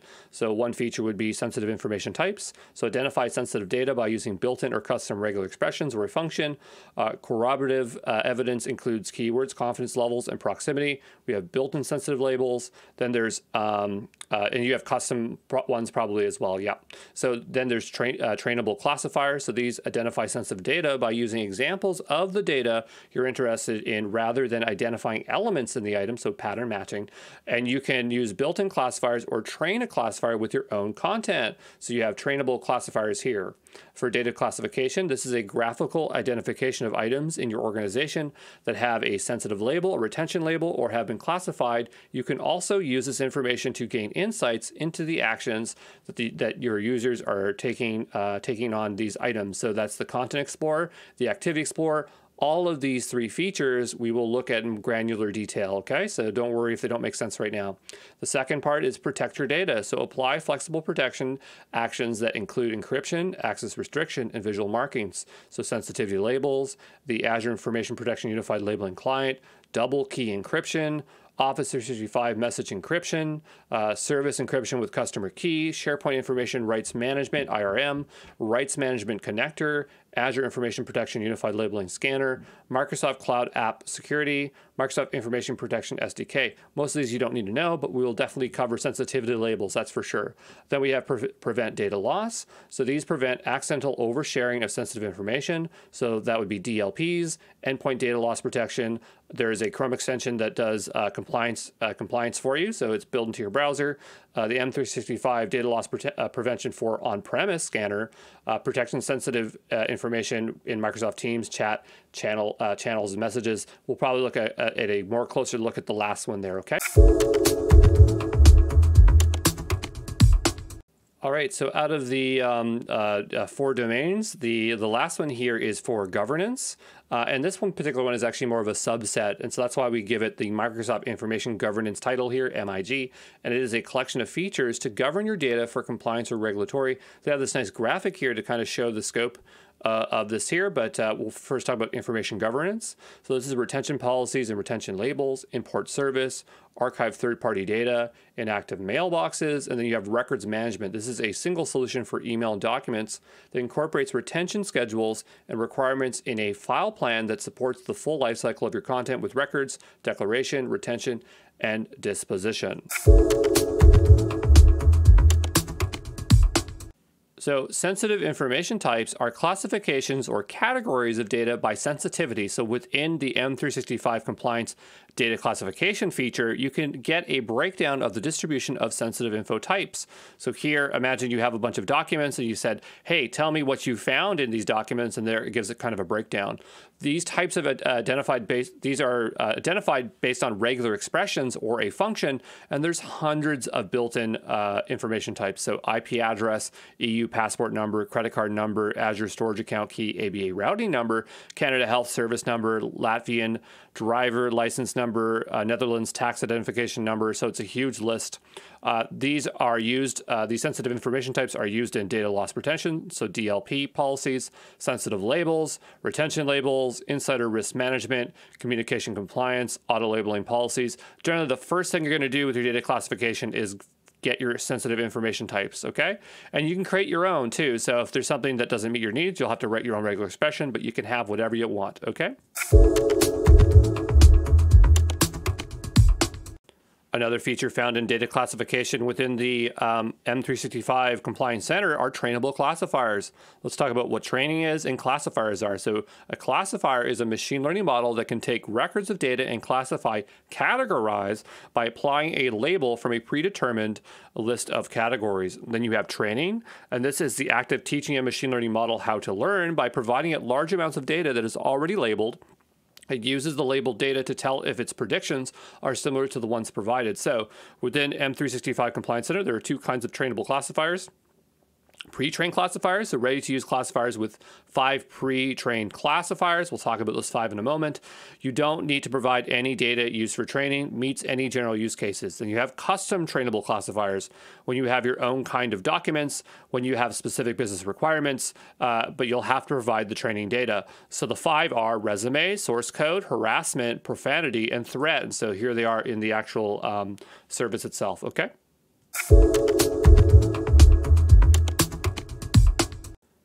Another feature in the data classification within M365 Compliance Center is Content Explorer. So this is a drill down to find emails or documents that have been labeled based on sensitive information types, sensitivity labels, or retention labels. So the idea here is you have broad categories on the left-hand side where it says sensitive. You see the 3 categories, information types, labels, and retention labels. Let me get out my pen here. Over here. All right. And then what you'll do is click into one, and then they'll have more or specific actual items underneath, and you'd click into one of those, and then from there you can go, and it's on the right hand pane over here, which is this. You can go and explore different documents and files to identify that kind of information. Okay. The other Explorer here is the Activity Explorer, and this helps discover which file labels were changed and which files were modified. So monitors label activity across Exchange, SharePoint, OneDrive, Endpoint devices. So here is a great visual just to get an idea. So here you have filters, so activity, location, user, the type of filter you want, and then you can just see, so see it says labeled applied here, so you can see that these labels were applied. This gray is for files created. Files copied to the cloud is a little orange here. We have the green files copied to removable media is over here in the green. So you get an idea of what this does, okay?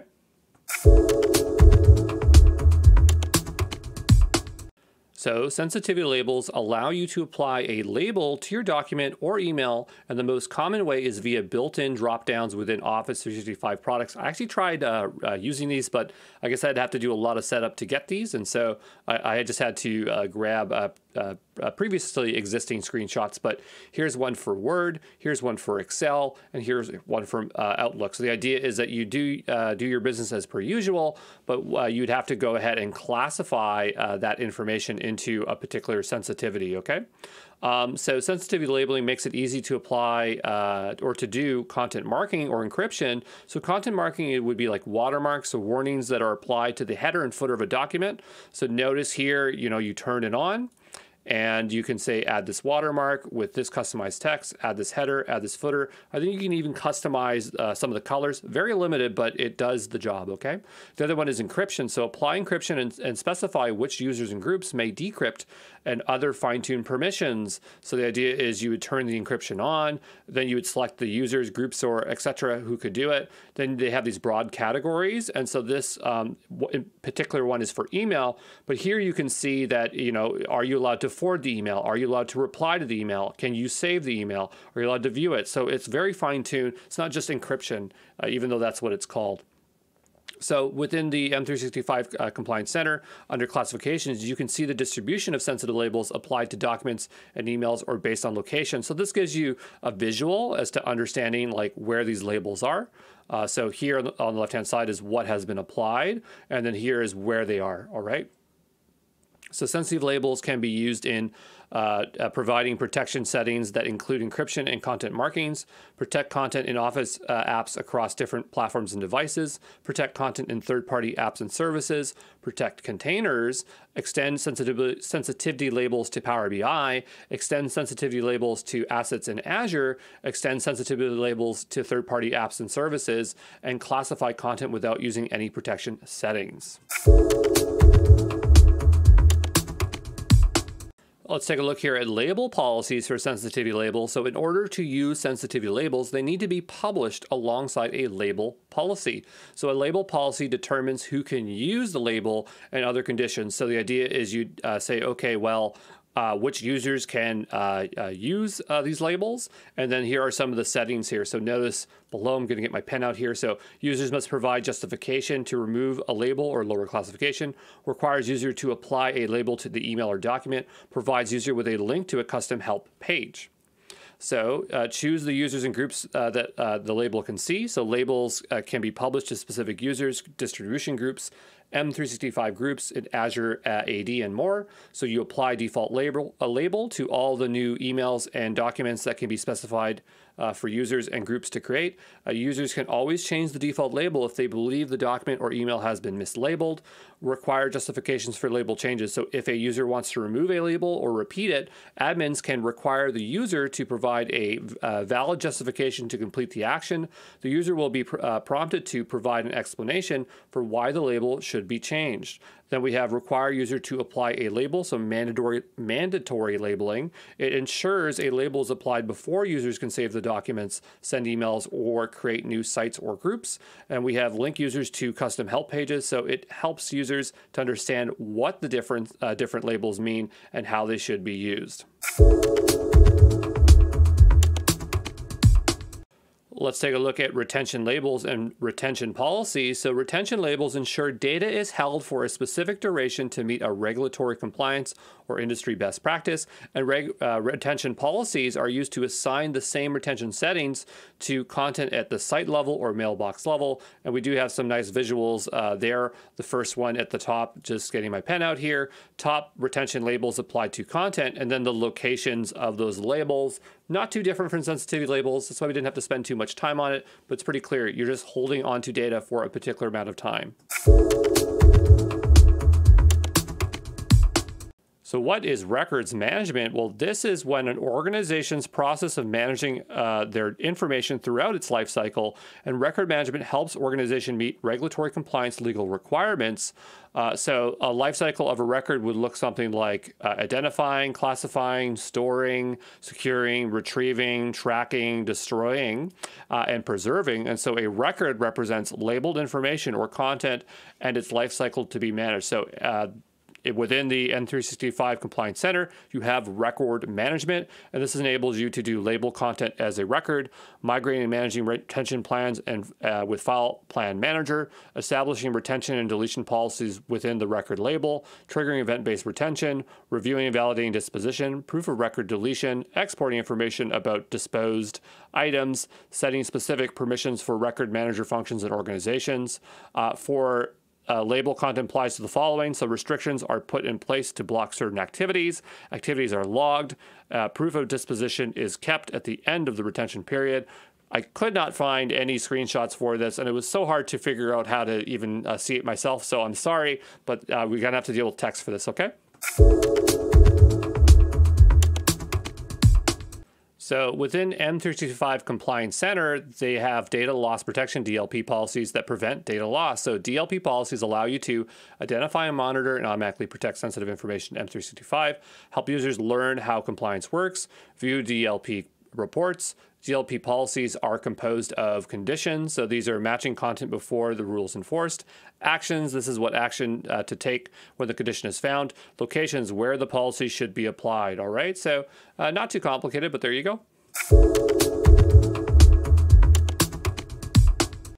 Hey, this is Andrew Brown from Exam Pro, and we are taking a look here at Insider Risk Management. And so this is another service that's underneath the M365 Compliance Center. So Insider Risk Management minimizes internal risks by enabling you to detect, investigate, and act on malicious and inadvertent activities in your organization. So define the types of risks to identify and detect in your organization, including acting on cases and escalating cases to the Microsoft Advanced e-discovery if needed. So Insider Risk Management is looking to detect leaks of sensitive data and data spillage, confidentiality violations, IP theft, fraud, insider trading, regulatory compliance violations. And so over here on the right, we have the actual workflow for it. And notice it is policy, alerts, triage, investigate, action.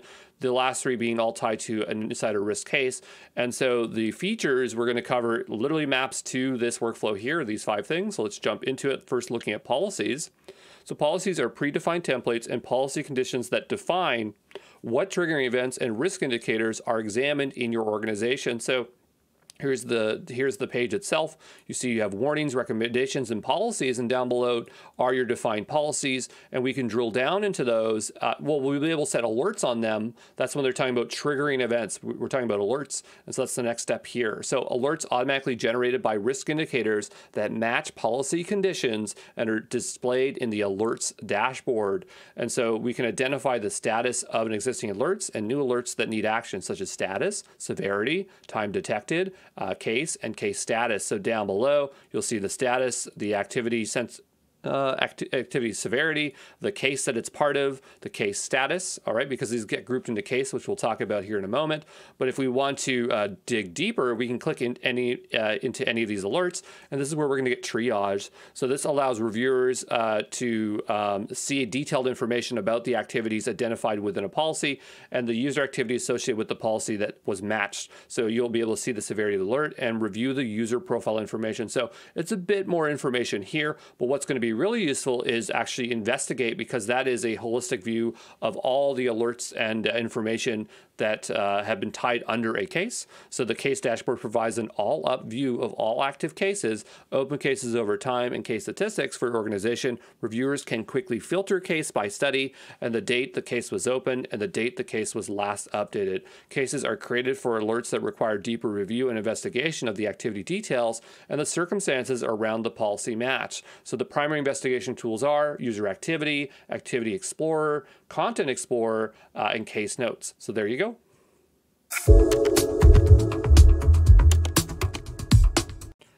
Another service that's within the M365 Compliance Center, there's a lot of them in there, is communication compliance. And that helps minimize communication risks by helping you detect, capture, and act on inappropriate messages in your organization. So you have predefined and custom policies that allow you to scan internal and external communications for policy matches so they can be examined by designated reviewers.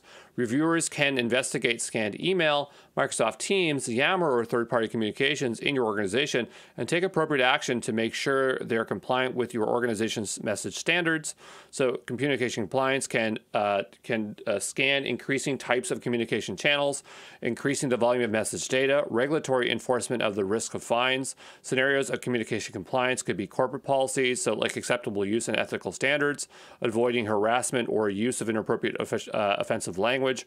Then there's risk management, so manage potential legal exposure and risk, unauthorized communications and conflicts of interest about confidential projects such as upcoming acquisitions, mergers, earnings, disclosures, reorganizations, leadership team changes, regulatory compliance, so supervisory or oversight process of messaging that's inappropriate for the industry, regulatory authority.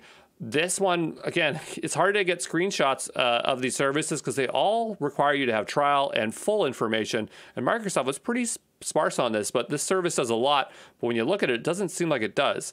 Okay, so it has this little workflow here where we have configure, investigate, and then there's the continuous monitoring. So we'll quickly go through here. So configure is identify your compliance requirements and configure application or applicable communication compliance policies. So offensive or threatening language, sensitive information, regulatory compliance, conflict of interest, custom policy. For investigate, issues detected as matching your communication compliance policies, alerts, issue management, document review, reviewing user activity history, filters. So for remediate, you have remediate communication compliance issues you've investigated, so resolve, tag a message, notify the user, escalate to another reviewer, mark as a false positive, remove messages in team, and escalate for investigation. Then you have monitor and report, so communication compliance dashboard, widgets, export logs, and events record in the unified audit logs, continually evaluate and improve your compliance posture. So there you go, that's communication compliance. Hey, this is Andrew Brown from Exam Pro, and we're looking at the concept of information barriers. So information barriers are policies that admins can configure to prevent individuals or groups from communicating with each other. So information barriers can be applied to Microsoft Teams, OneDrive for Business, SharePoint Online, and more. And information barriers only support two-way restrictions. So maybe a use case would be like you're a school and you don't want one student to see the records of another student, or a lawyer cannot obtain client data from another lawyer.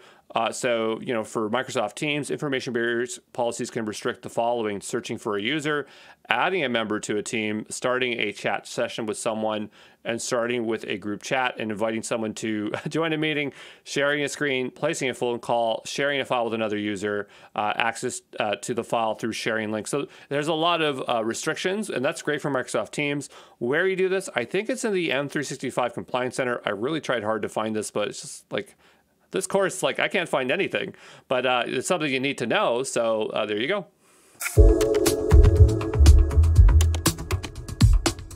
Hey, this is Andrew Brown from Exam Pro, and we're taking a look here at privileged access management. So it protects your organization from breaches and helps to meet compliance best practices by limiting standing access to sensitive data or access to critical configuration settings. So this gives you just-in-time access rules, and there are that are implemented for tasks that need elevated permissions and let an organization operate with zero standing access, enabling privileged access management for Exchange Online in Microsoft 365 allows your organization to operate with zero standing privileges and provides a layer of defense against standing administrative access vulnerabilities. So here you can create a approvers group, enable privileged access management, create an access policy, submit approval privileged access requests, and that's all the steps there if you just want to see it there again, okay?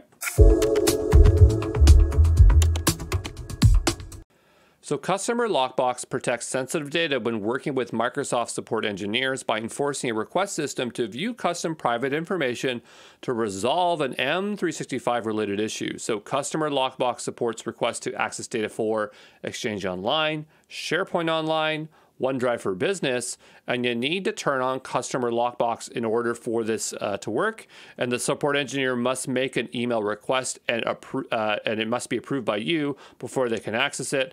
And the support engineer only has access for the minimum amount of time that they need it for, and an audit trail of access is maintained. So that way, if there was tampering stuff, that evidence is there. So here is an example of a request that is pending your approval. So the support engineer is saying, hey, I need to get into whatever it is, and you say accept or deny, okay? So there you go. Hey, this is Andrew Brown from Exam Pro, and we're taking a look at eDiscovery, and this is, again, another service found within the M365 Compliance Center. So eDiscovery stands for electronic discovery, and this is the process of identifying and delivering electronic information that can be used as evidence in legal cases. So eDiscovery tools in M365 to search content in Exchange Online, M365 groups, and in Teams, in SharePoint Online, OneDrive for business sites, Skype for business conversations, Yammer Teams. And so there are two options we have. Core and Advanced. We'll definitely walk through those two. But M365 provides the following eDiscovery tools. So content search, core eDiscovery, advanced eDiscovery. Okay, so we will get into these now.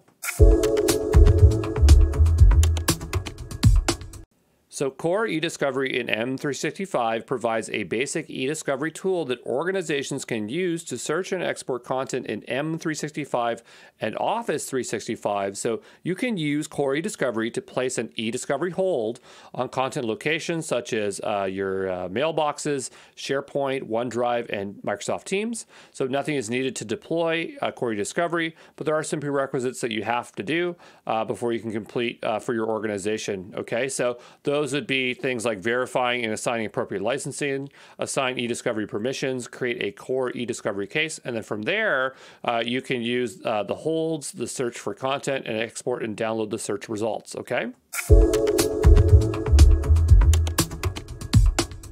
Let's take a closer look here at content search and holds for e-discovery workflows. So to perform a content search, you can create a new search, specify the locations, provide keywords and conditions, and if you leave the keywords blank, it will return all the items and conditions. I just want you to notice a few things here. You can also search by ID list. Here we have our location. So we have Exchange, Point, SharePoint, Exchange. I think Teams is supposed to show up there. I'm not sure why it's not there for my use case. You can also search within a hold. So you have your keyword, you can leave that blank, and they have a lot of conditions. Like I cut this off, but it's like super long. Okay, so then we have holds, and so the difference here is that a hold will preserve content for as long as the hold exists. Okay, and so you're able to basically search the exact same things. With the exception, I think Yammer Groups is added there. The content is preserved until you remove the content location from the hold or until you delete the hold. After you create an e-discovery hold, it may take up to 24 hours for the hold to take effect. Okay.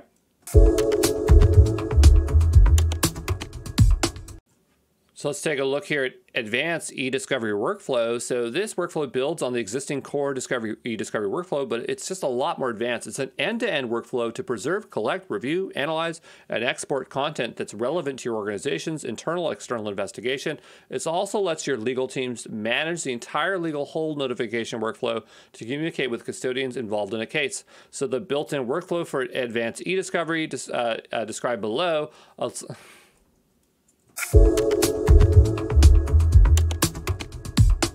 Hey, this is Andrew Brown from Exam Pro, and we're taking a look here at M365 audit. So what is an audit? Well, that's an investigation into a security event, forensic investigation, internal investigation, or compliance obligation. An audit would involve capturing, recording, retaining a unified audit log. And M365 has two solutions. So we have a basic audit, so enabled by default, thousands of searchable audit events, 90-day audit record retention, export audit records to a CSV, and this tool shows up in the Compliance Center. It also comes with the Activity API, so it's just a way of interacting with it. And you can also use it in PowerShell with the Search Unified Audit Log commandlet. Then there is the Advanced Audit, so this includes all the basic features of audit features.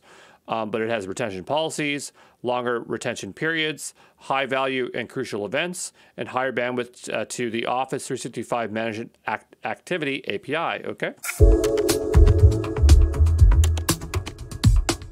Hey, this is Andrew Brown from Exam Pro, and we are taking a look at resource locks.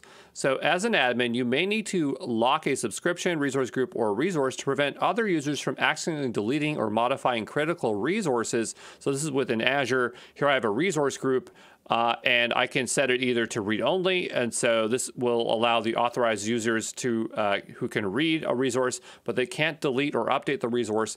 And then you have the delete, so authorized users can still read and modify a resource, but they can't delete the resource. If you notice, there's a bit of inconsistency with the naming where I have read only and cannot delete. It's just because this is what they are in the API, and this is what they are in the actual portal, okay?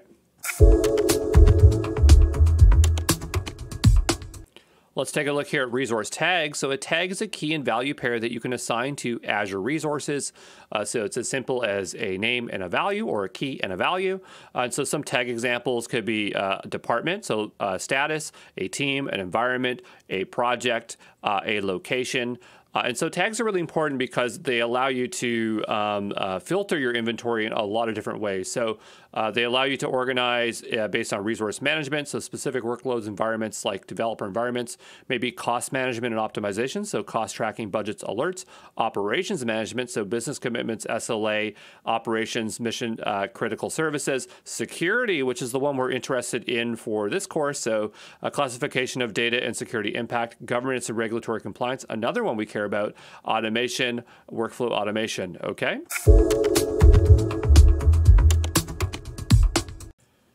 Let's take a look here at Azure Blueprints, and this enables quick creation of governed subscriptions. So you can compose artifacts based on common or organizational-based patterns into reusable blueprints. The service is designed to help with environment setup. So blueprints are a declarative way to orchestrate the deployment of various resource templates and other artifacts such as role assignments, policy assignments, ARM templates, resource groups. And so Azure Blueprints service is backed by the globally distributed Azure Cosmos DB, and blueprint objects objects are replicated to multiple Azure regions.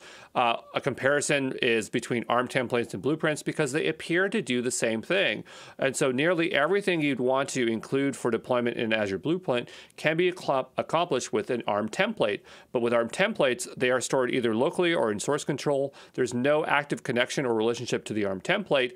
But with blueprints, the relationship between the blueprint definition, what should be deployed, and the blueprint assignment, what was deployed, is a huge advantage here, especially if you care about this from the sense of compliance or security, because then we have an exact idea what is going on with their stuff. So you can also upgrade several subscriptions at once that are governed by the same blueprint. So Azure Blueprint supports improved tracking and auditing of deployments. So that is the difference there, okay?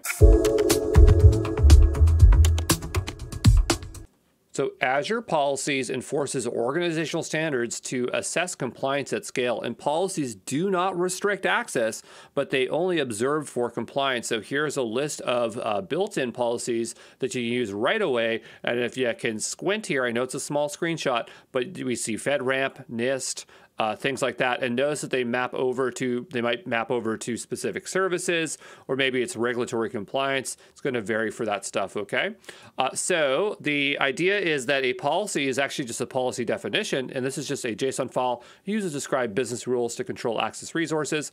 You have policy assignment, so this is the scope of a policy can affect. So it can be assigned to a user, resource group, or management group. Then you have policy parameters. These are values you can pass into a policy definition, or your policies are flexible for reuse. Then you have initiative definitions. This is an initiative definition is a collection of policy definitions that can assign. So let's say you want a group of policies to enforce PCI DSS compliance. So notice here, the reason I have that arrow is because we're looking at the policy type over here. So that's just, these are all just one policy definition files. Each one of these are a single file. And then the initiatives over here, these are a collection, okay? Now, in terms of viewing non-compliant resources, once the policy is assigned, it will evaluate for the compliance state periodically. So here you can see that we have a compliance tab. And in this particular case, this is the policy that we have here, and we can see that it's not being compliant, okay? So it's not super complicated, but there you go. Hey, this is Andrew Brown from Exam Pro, and we're taking a look here at the Microsoft Cloud Adoption Framework for Azure. And the idea behind this white paper, and I call it a white paper because that's what it is, even if it's in this kind of website format, but it's here to help organizations utilize a step-by-step process to migrate their workloads over to Azure. So if you scroll on down here, I mean, they describe all these categories here, but this is the visual here. So the idea is you're going to define a strategy, you're going to create a plan, you're going to get ready. So ready would be setting up a landing zone. Then you'd have to adopt either by migrating or innovating, and then between these steps, you're going to govern and manage. So where does security fit in this? Well, on the left-hand side, you'll notice there's a whole section. It's weird that it doesn't show up in here, but there's a whole section on security. And so there's security and governance, and that's generally what we're interested in. But if we just click into the secure section, you can see here, it talks about things in the security disciplines like risk insights, security integrations, business resilience, and then the security disciplines that we need to have. If you scroll on down, and this is what I found the most useful, is that this particular graph kind of shows you the type of roles in your community that you're going to need. So like when in the plan stage, like who you're going to need in your team in order to fulfill this to the end, right? So I guess you could say security, it happens throughout the entire cloud adoption framework, but yeah, you're just going to need different kinds of people to help you for different sections, okay? They do emphasize on three things, like the zero trust model, which we all know about. I don't know what Open Group is. The security disciplines map closely to the zero trust components in the core principles white paper, published by the Open Group, where Microsoft actively participates. Okay, so it's basically a white paper, another white paper that is just more about zero trust models. And then the NIST cybersecurity framework, which is a pretty standardized standardized framework used across the board for all CSPs. So, you just need to know what the cloud adoption framework is. It is pretty useful to go through and read this, but there's a lot of stuff, okay? And so we've covered a lot of this in the course. So, it's up to you if you want to do it. It's definitely an auxiliary read, but there you go.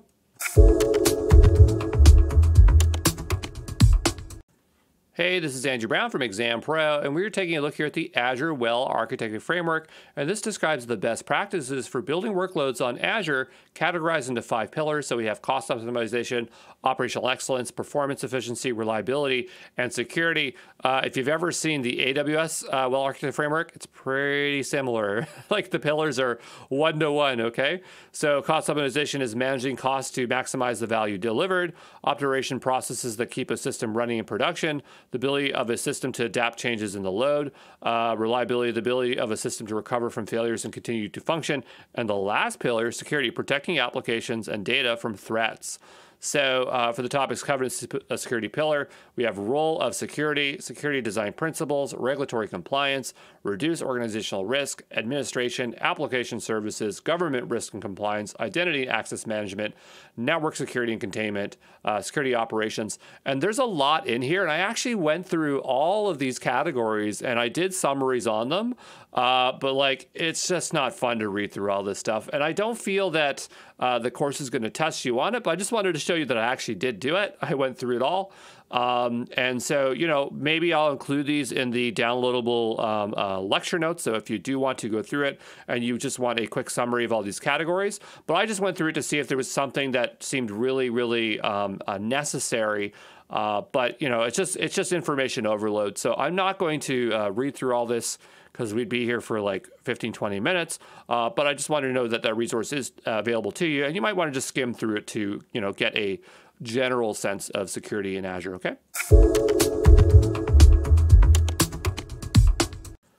So the Microsoft Security Best Practices is a collection of best practices that provide clear, actionable guidance for security-related decisions. This was previously known as the Azure Security Compass. And so the best practices are packaged into a series of videos, or you can download the PowerPoint slides. And so the best practice covers the following: governance, risk, compliance, security operations, identity and access management, network security and containment, information protection and storage, application services. And this is about 150 slides. Now, the videos are pretty dull. I wouldn't watch them, but the slides are amazing. And I'm definitely going to show you after this video. We're going to go take a peek at that slideshow. But, there's the best practices, the well-architected framework, the cloud adoption framework. There's a lot of coverage that's in the same place. I feel that this particular resource should have been on the exam guide. But anyway, I'm going to show it to you because you're just going to see, you're going to go, wow, I'm going to spend some time reading here, and it's going to probably help you solidify all the knowledge you've learned in this course, okay?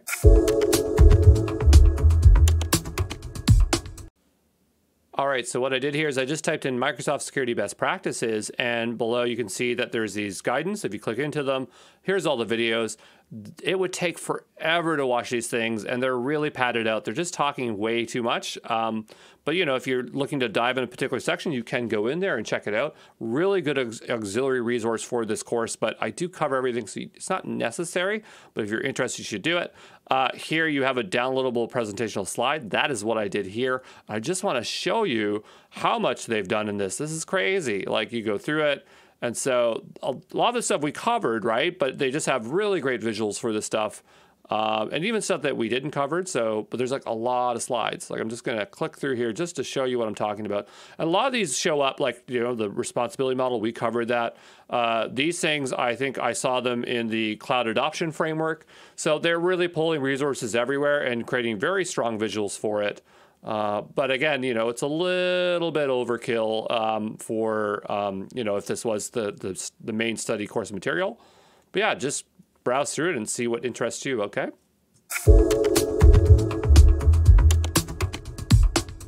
Hey, it's Andrew Brown from Exam Pro, and we're taking a look here at shared access signatures. So SAS is a URL that grants restricted access rights to Azure storage. The share, you can share the URI to grant client temporary access to a specific set of permissions. So you have a few different types of access signatures. So account level SAS, so access to resources in one or more of the storage services. Service level SAS, so access to the single storage account by using the storage account key. User delegated SAS. These are access to storage accounts using Azure AD credentials, limited only to blob and containers. Microsoft considers this method the best practice for accessing via the SAS, so you use that one if that's the case. A shared access signature comes in different formats. So you have ad hoc SAS, the start time, expiry time, permissions are part of the URI. Any type of SAS can be an ad hoc SAS. Then you have service SAS with stored access policies. A stored access policy is defined on a resource container, limited to the blob container, table, queues, or file shares. The stored access policy can be associated to multiple SAS to manage constraints. I know all these options seem really confusing, but that's just what it is. It's a lot more clear when you use it because you're just checkboxing stuff, right? So the URI format itself is the blob URI. Then there's the version number, the start time, the expiration, the storage resources, the permissions, the signature. They're not going to ask you to identify this stuff on the exam. I'm just showing you the structure of it because it's a really long string and it's good to know what it looks like.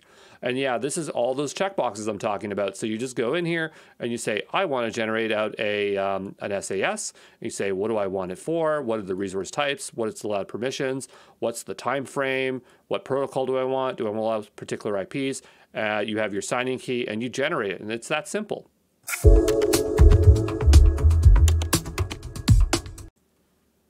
So let's take a look here at CORS, which stands for Cross-Origin Resource Sharing. It is an HTTP header-based mechanism that allows a server to indicate any other origins, so whether it be a domain, a scheme, or a port, that its own from which a browser should permit loading of resources. So you have a website, and on your website, you're going to have a piece of content. So maybe it is an embedded script. And so the thing is, where does that script originate from? So if it's from the same domain, then it's going to be of same origin as the server. Now you could also embed, let's say, an image, and that image could come from a different domain, and now it's technically cross-origin. And so unless you permit it using a special header, such as access control allowed origin, it would be automatically blocked because it's there to protect you, right? So CORS restricts which websites may access data to be loaded onto a page. And so the way it does that is through HTTP headers. So you'll have request headers like origin or access control request method, request headers. And for response, you'd have access control allowed origin, credentials, headers, max age, allowed methods, and headers. The ones we see most common, it will be this one here, the origin. So where are you from? I'm from domain 1. And then for the headers, it would be like, what do you want to allow? So here it's a wildcard, but you could put in like wildcard and then a domain name. You could put multiple domain names in there to say these are the ones that are allowed to embed things on my website or be able to be loaded on my particular website. And you have methods. That's a very common one. Like, is it allowed to do get, post, put, patch, options, stuff like that, okay? Let's take a look here at the Microsoft Security Development Lifecycle, the SDL. And so this is an industry-leading software security assurance process, and it's a Microsoft-wide initiative and a mandatory process since 2004. The SDL has played a critical role in embedding security and privacy in Microsoft software and culture. So building security into each SDL phase of development lifecycle helps you catch issues earlier, and it helps you reduce your development costs. So this is all about pushing left. We talked that in security. It means doing things a lot earlier. And so it has the phases of training, requirements, design, implementation, verification, release, response. Probably won't show up in your exam, but like you should know what SDLs are when we're talking about security, so I had to include it in here, okay?